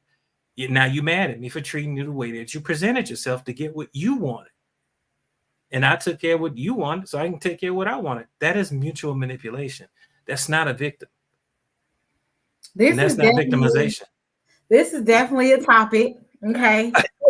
We're gonna have a whole episode on this because no, because really it's really educational. It's really helping me to understand a lot of things. And then I just need clarity on, just a lot of these things in general. Because I definitely don't play the victim, but I just want to know like, what certain things are. So we definitely will do that because you are an actual licensed therapist. So we're gonna tap into that. We're also gonna go into what happens when and I'm just speaking on communication also, not a person that has a manipulative characteristic, Yeah. these things. I'm just speaking about communication at this point.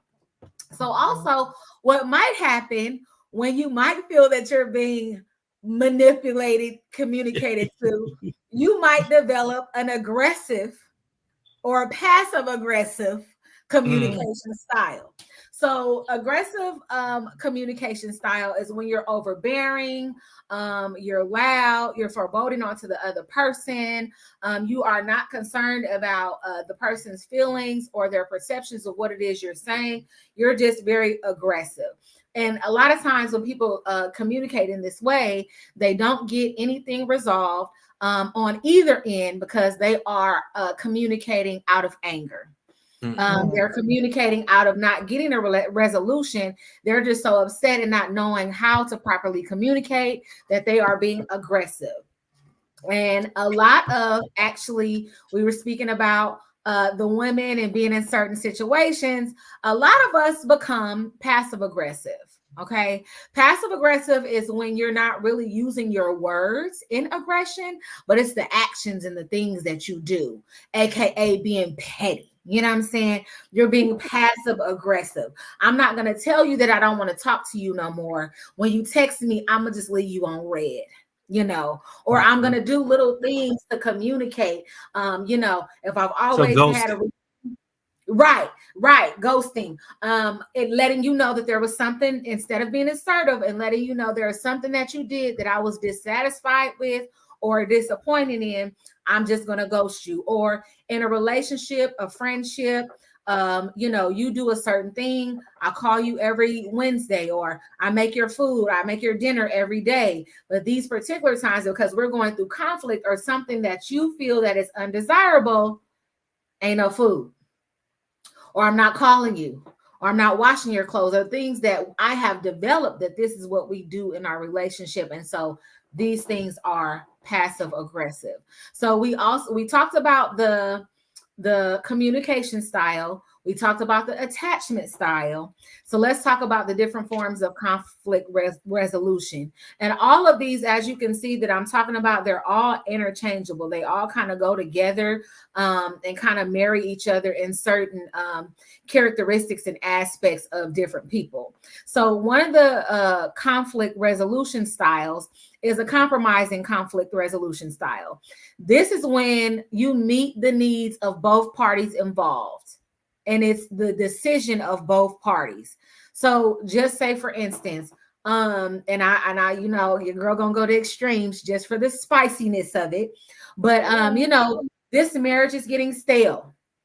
You know, what we gonna do? You know, we at the meeting table with our relationship or our friends or whatever. What we gonna do? How we gonna spice this relationship up? Would you like to bring someone into the relationship? Sure, let's do that. Okay, what are the parameters of this person?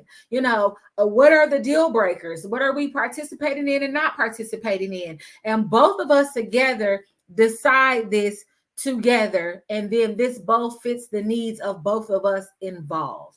Okay. And this Yep. is done in a healthy relationship where both have a mutual respect for one another and want to see each person win. So that is considered a compromising conflict resolution style. I like Then, that.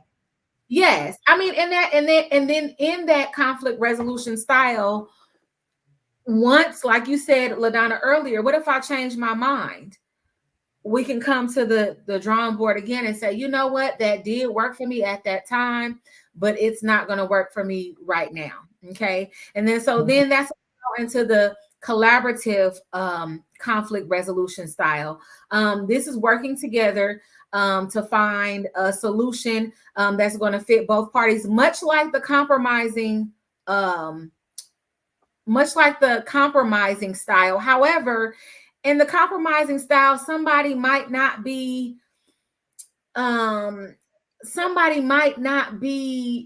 as down with it, but they're okay with it, right?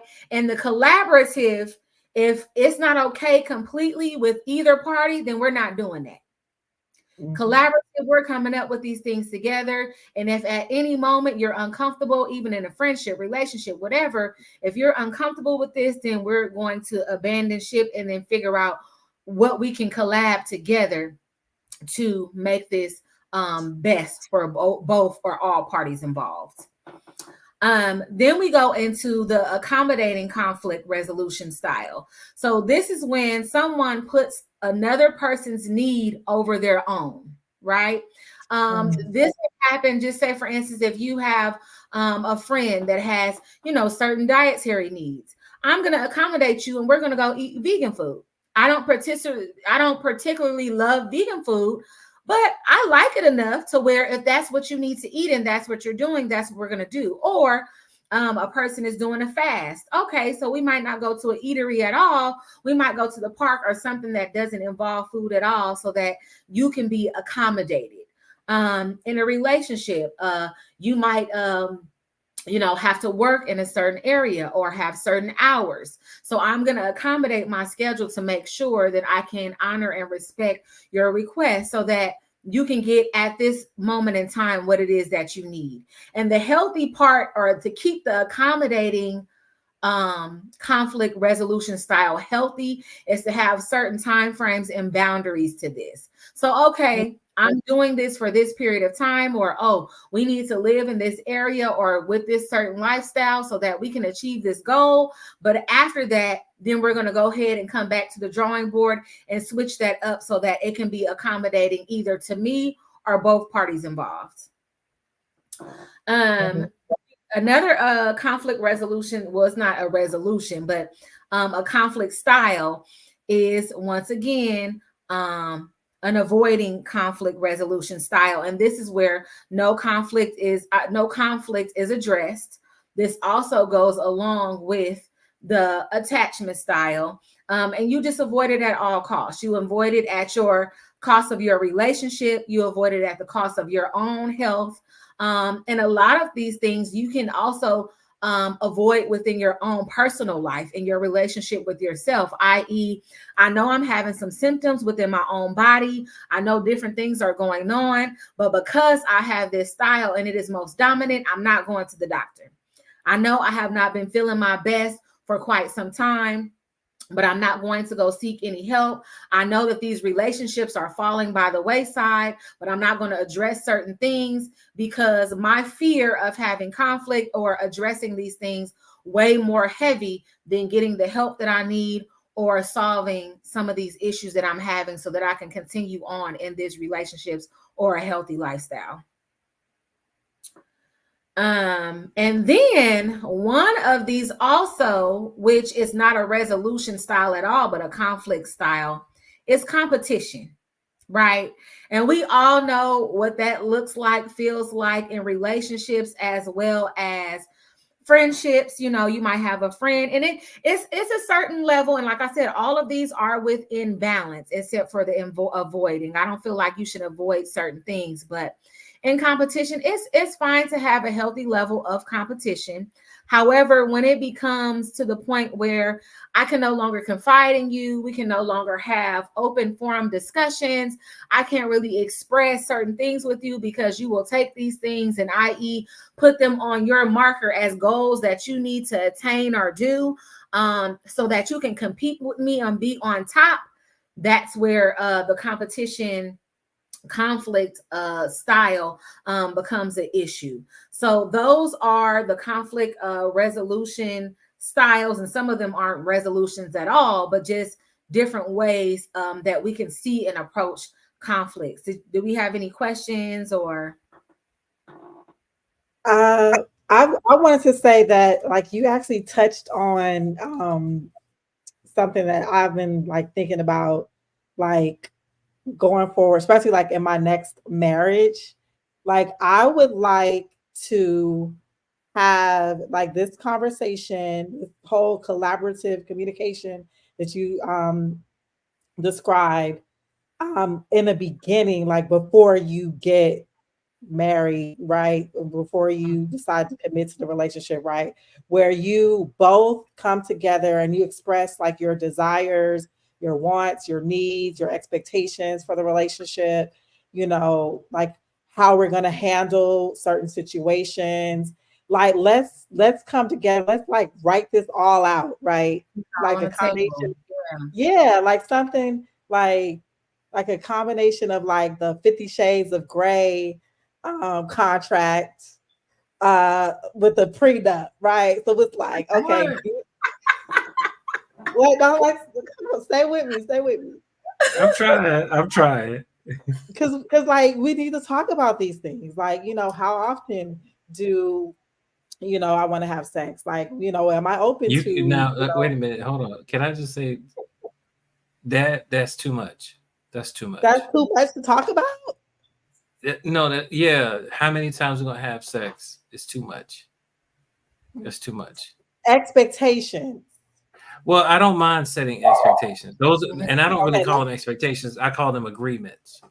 okay, Mhm. And agree. something Okay. like something that is intimate as how many times we have sex for the rest of our lives, but that's a little much.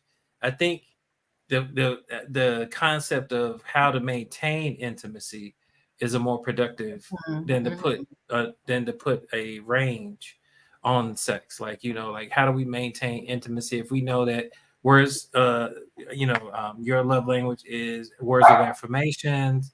I'll be happy to give you a compliment in the morning, noon, and after and dinner, baby, if we can keep the intimacy together. You know what I mean? And you can decide at those hot moments whether it's going to be sex or not.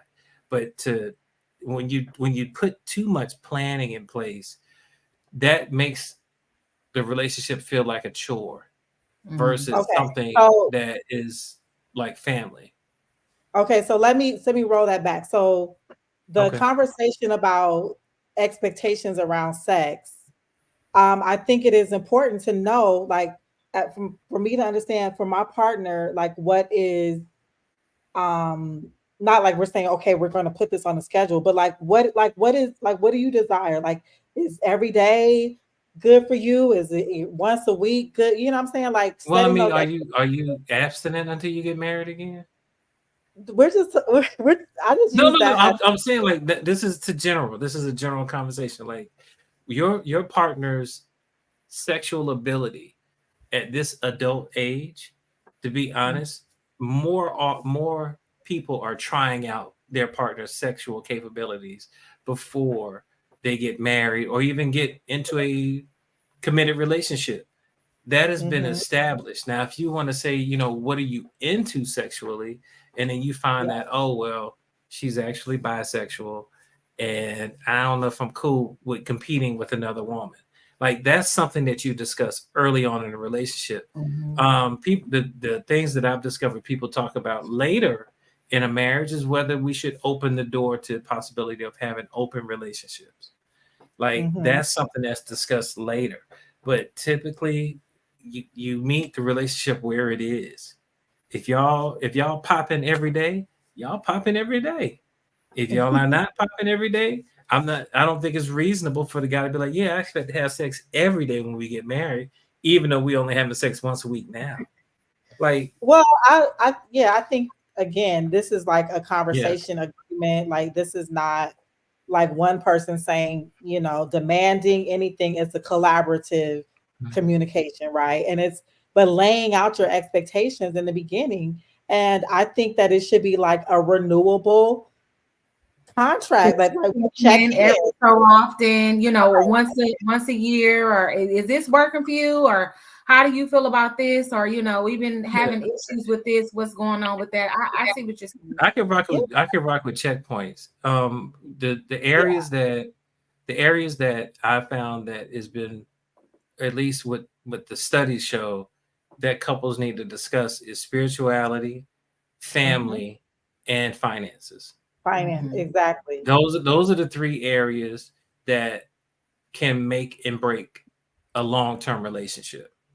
But when you Hmm, it's the other things that I think require a tactical conversation.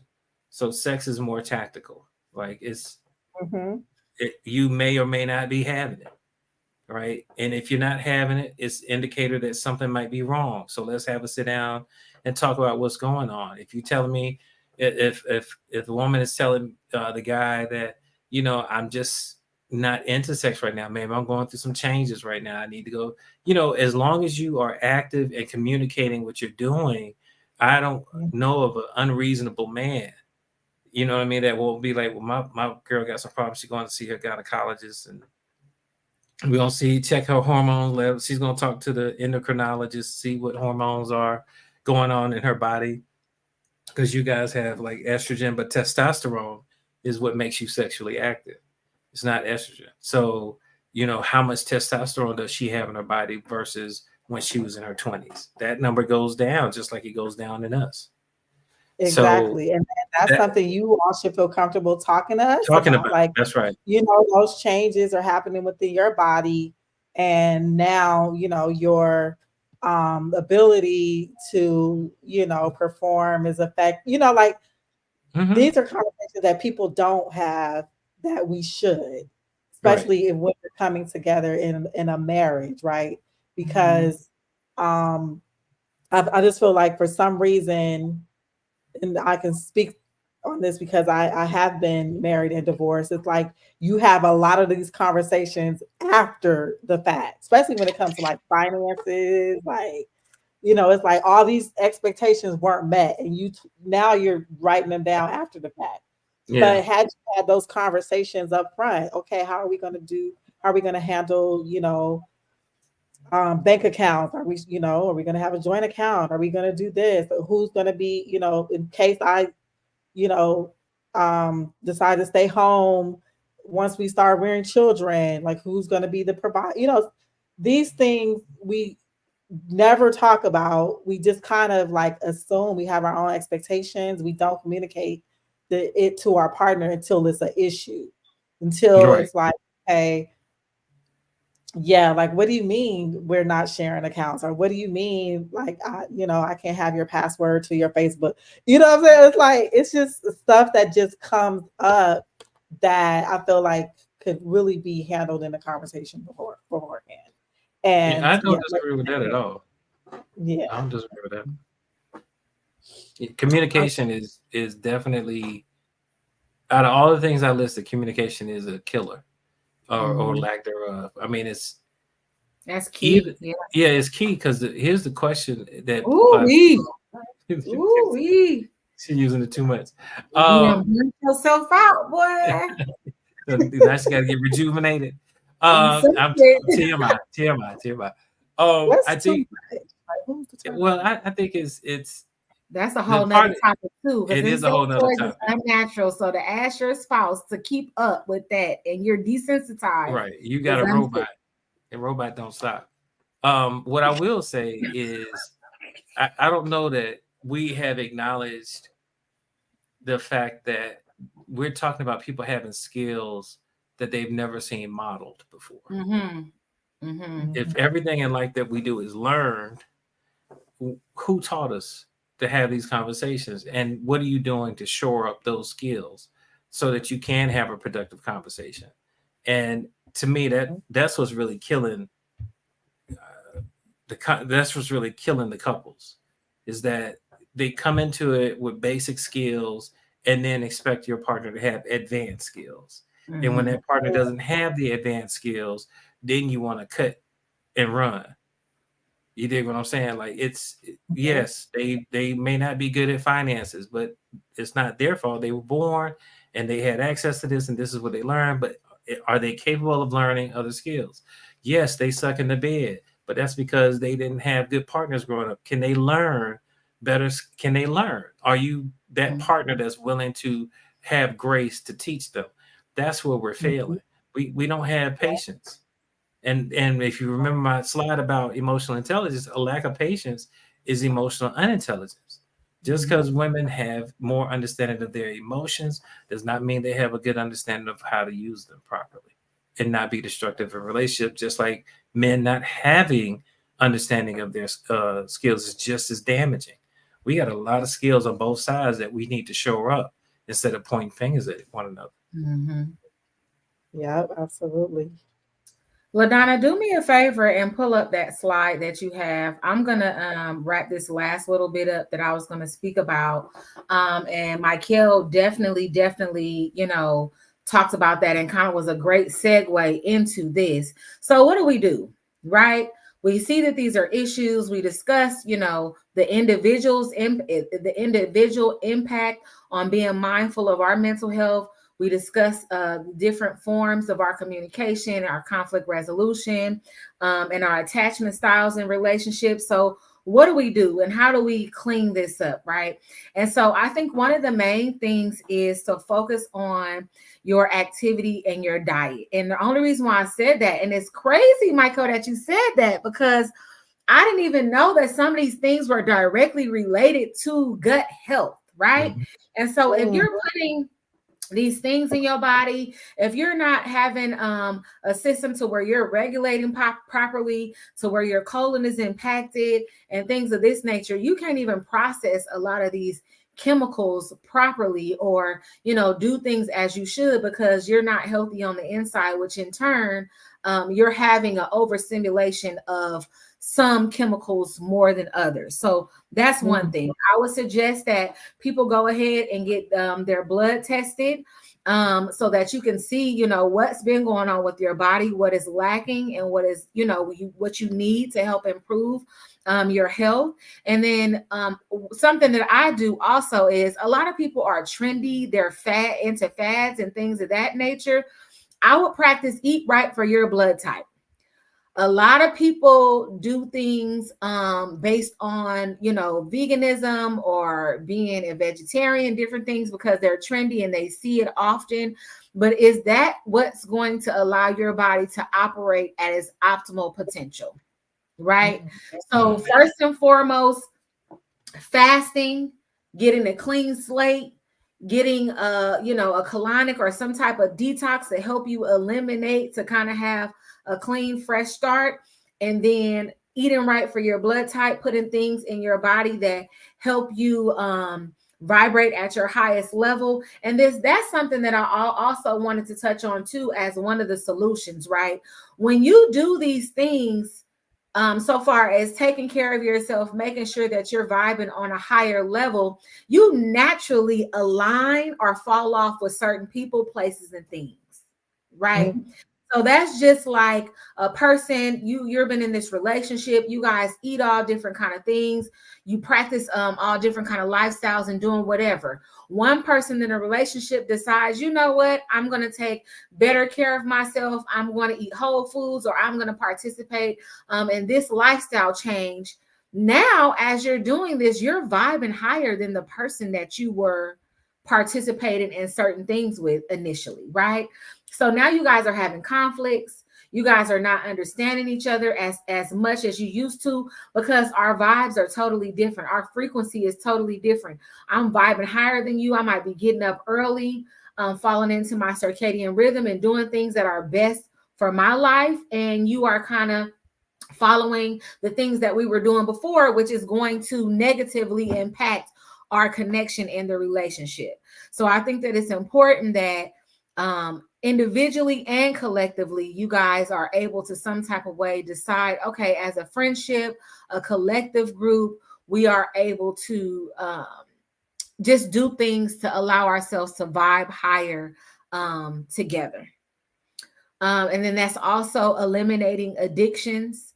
And like I said, everything in great balance. It's okay if you have a couple of drinks. It's okay if you like to have certain things. It's okay if you participate in medicinal or herbal things for balancing. But when it becomes something that you have to do every day to cope every day, like Michael was speaking about earlier, then that's when it becomes a problem. And a lot of people are like, oh, I don't have to do that, I can just stop.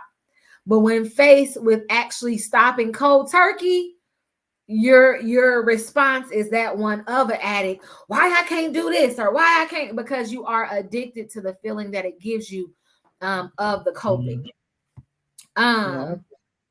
And that goes with alcohol, sugar, just anything that you can use, pornography, like you said, sex addictions, anything that you can use to numb yourself from actually getting down to the nitty gritty of the actual issue or the solution.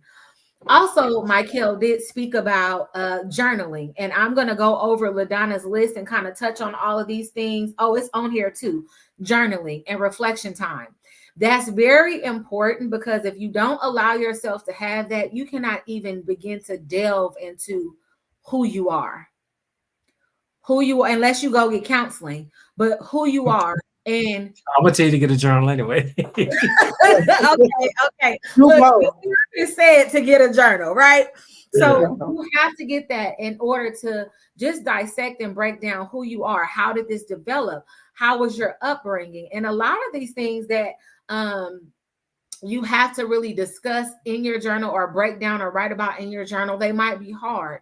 So I would just encourage you to actually get a journal and do free writes right at first. Write whatever comes to your mind, write whatever that you're thinking about, get it down on paper, get in the flow of the habit of really getting your thought down on paper until you can actually develop topics that you can write down and really discover some healing. But like we were speaking about before, a lot of people fill up their time with being busy, workaholism, or a lot of these addictions, so that they don't have that sit down time and that reflection time. But it's very important, because if you don't have that, you will not be able to tackle a lot of these issues that you are having. So let's just go over this list that LaDonna has so appropriately come up with. I'm going to actually, these are some of the things that I had on my list also, but just going over it. And at a lot of these styles that I spoke about, having regular exercise is pertinent. It is very pertinent. And I'm not saying you always have to go to the gym, you pumping heavy iron, you're doing all this strenuous things, but something as simple as getting your body moving. Because one of the facts, and you were talking about the gut health, a lot of your emotions is stored in your mid region. A lot of your emotions is stored around your stomach.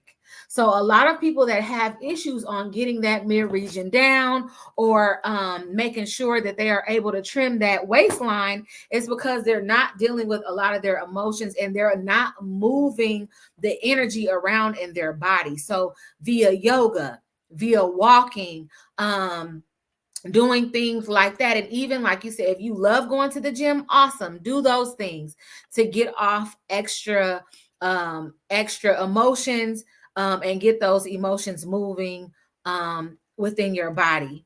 And then also the meditation practice. So those kind of go into your reflection time. And later on, we will definitely talk about how to properly meditate.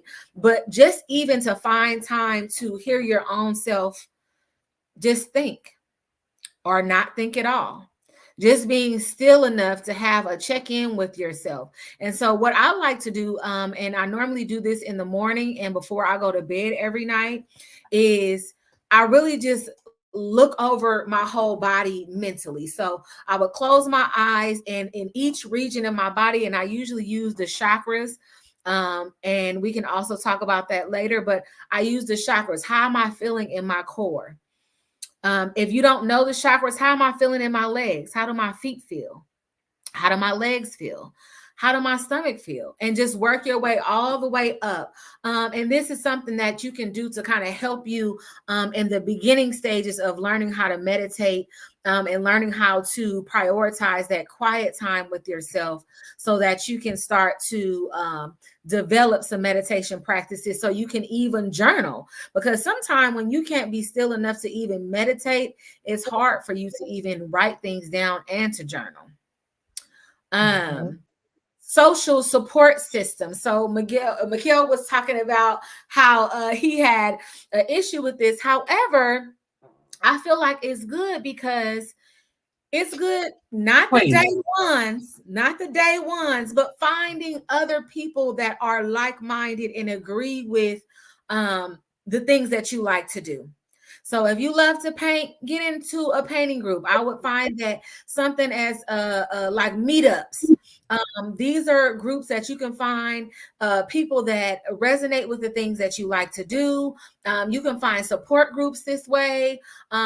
People that have also had some of similar life experiences that you've had, or like to do some of the things that you do. So you can have support in these ways. Also, if you are depressed, they have groups for that. If you have anxiety, they have groups for that. So just different support groups that you are able to participate in.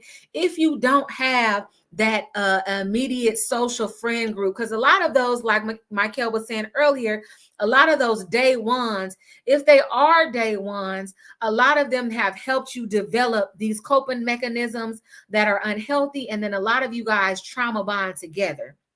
However, I do agree with the analogy that LaDonna was speaking of. My day ones don't necessarily mean that. My day ones are someone that is able to come into my life, and miraculously we are growing, we are thriving, we are doing things together.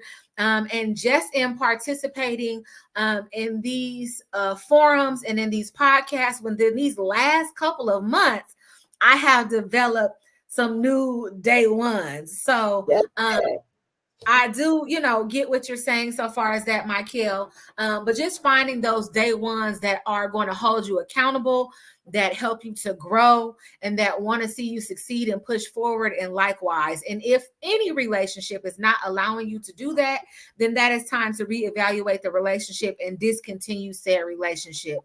And that also goes into your hobbies and your personal interests.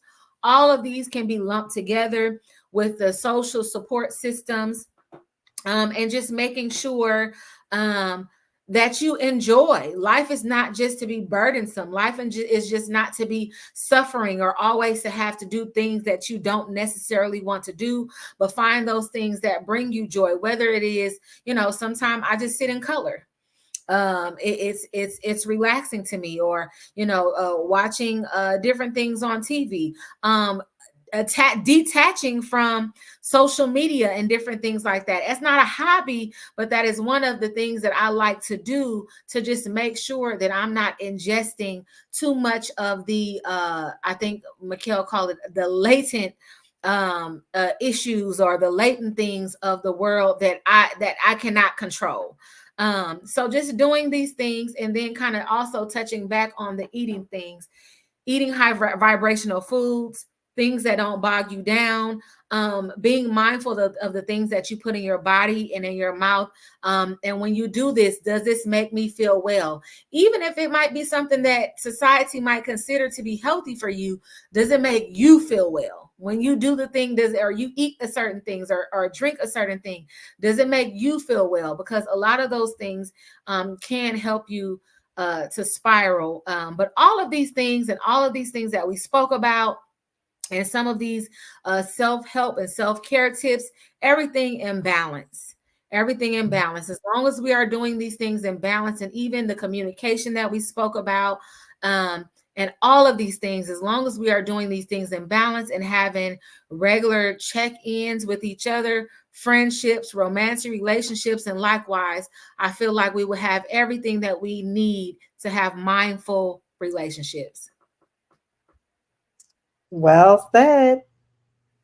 I know that was kind of Well, random. I was trying to get it all together. I hope y'all been taking notes. This has been like we went to school today. Like I We feel like did. if there was a quiz, man, I feel like Hmm. oh, I'm acing it today. I'm definitely gonna ace it. Yeah, this was great. Any final words on mental health? And I would ask, each of you, Mikhail and Nikita, like what should we expect coming soon on each of your platforms around this topic? So I'll start with you, Mikhail. For me, this is my life. So it's it's pretty much 24/7.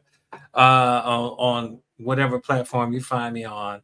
For the most part, this is like my focus. So obviously, I got other interest areas, other businesses, but mental health was is a passion for me, or at least the treatment or the normalizing of mental health in our community. And what I mean by normal is that if there's any other emergency, we know how to handle it. And I found that we struggle with understanding how to handle crisis, emotional crisis. Yeah. We tend to call the police and they don't know how to handle it, and then we end up dead. So Mm, there needs to be a different skill set for when we're in crisis, how to de-escalate, or at least how to bring a level of calmness to a situation to where logic can come back into play. And mm, that's my goal, every day, to kind of just expose our people to the science of mental health, like we did in this presentation and tonight's episode. So that's what I do 24/7. So if you follow me on any platform, that's what you're gonna see at Tell McKell. And I exhale. definitely have been tapping into some of your podcasts, and they are really, really good. Well, thank you. Yeah. We be trying. Like, you're not trying, you're doing. I'm Um, doing. so far as I am concerned, you guys can tap into Nikita Nicole ULTD on Instagram, Nikita Nicole ULTD on YouTube. And what you guys will start to see from me is some consistency, y'all. I'm going to give y'all some consistency. I am very transparent with myself, and knowing that I deal with a lot of procrastination, a lot of imposter syndrome, just a lot of things that I'm working through and working with. But I am very intrigued with the mind and how it works. And I know that this is in me to do, and this is a passion. So to get out of my own head and to start doing it more often. Now, I do have things up there already that you guys definitely could tap into and check out. But I will be more consistent in bringing you guys more material on a regular basis that you guys can resonate with, because this is the new entertainment. Like, this is the new television, and us being more selective with what we want to watch having a choice with what we want to tap into and feed ourselves. And so there is a market and a lane for this, definitely. And so that's what you guys will get from me, more authenticity and more consistency. I love it. We're gonna hold you The to it. We're gonna hold you anti-toxic podcast right here. Right, and Hey, that's why I said it on here, so you can't hold me to it. But I'm it's time. It's time. It's definitely time. And this is a part of my life purpose. And so yeah, for sure. awesome. I'm excited for, but yeah, both platforms. Great things coming. For Smart Love, we're going to continue to, have these conversations. I'm really focused for the next 30 days on our men, our fathers. Father's Day is coming up, Mhm. and our men, they're feeling like, they don't get the same appreciation or the same love and all of the hype and hoopla we do for Mother's Day. The men are feeling some type of way. So I want to focus probably the next few Smart Love Sundays. We're gonna like highlight some, some fathers and sons. I have Absolutely. a great treat for you next uh, Sunday. The father and son are going to come on and talk about their story. I want to Excellent. get out to the barbershops and like hear what the fellas have to say. So we might, be broadcasted live from a barbershop, probably not on a Sunday because they close on Sundays, but Mhm. And Monday. you They know, close on Sunday and Monday. and Mondays. Okay, so it might have to be. I got to make sure it's not like Smart Love they all Saturday. Saturdays. The third, I got to make sure it ain't like a football game going. I'll figure it out, but I want to hear, I want to give men the opportunity to express themselves like this, like just having this platform. Like there's so many men that have reached out to me like, oh, I want to come on, I want to come on, I want to talk. So I think it's great. Like we want to hear from the men more. Um, we want to, be able to understand, especially, some of these mental health issues and things like that. Like let's create an environment that is okay and safe to talk about these things and be vulnerable and open up. And so yeah, there's a lot of great things coming on Smart Love. And of course, I'm always gonna look out for my ladies because we we need love too. Okay, especially my black women. Like I'm trying to bring us all together, and we can use some empathy from the men as well. So that's what you're gonna find on Smart Love. Like, and Mm. we're gonna continue to spread knowledge, spread game. That's what we about. So thank you both for joining me. Thank you everyone for that's tapped in or that's gonna watch this on replay. You can still submit your questions. I will make sure that if you have something for Nikita or Mikkel, that you get your questions answered. Make sure you join our group, the Smart Love group on Facebook. It's growing. I think we're about at like 108 people now. We're about to start doing events. We're gonna have some exciting conversations going on in there. And yeah, so let's just continue to grow and share knowledge. That's all I got. Yeah.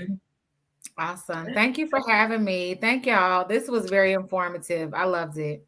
Yeah. Thank you Thank for having me, you. guys. I appreciate it. I enjoyed it. I didn't mean to Yes. spark. I didn't mean to stir the pot, but Oh, it's on Oh, now. It's we've been stirred. talking about this It's master stirred. manipulation. We gotta keep this conversation going in the group. the back office, in the group. Yeah, the back office. All right, everyone. Thanks for joining. Have a good Thank you. Good evening. Have a good night. night. And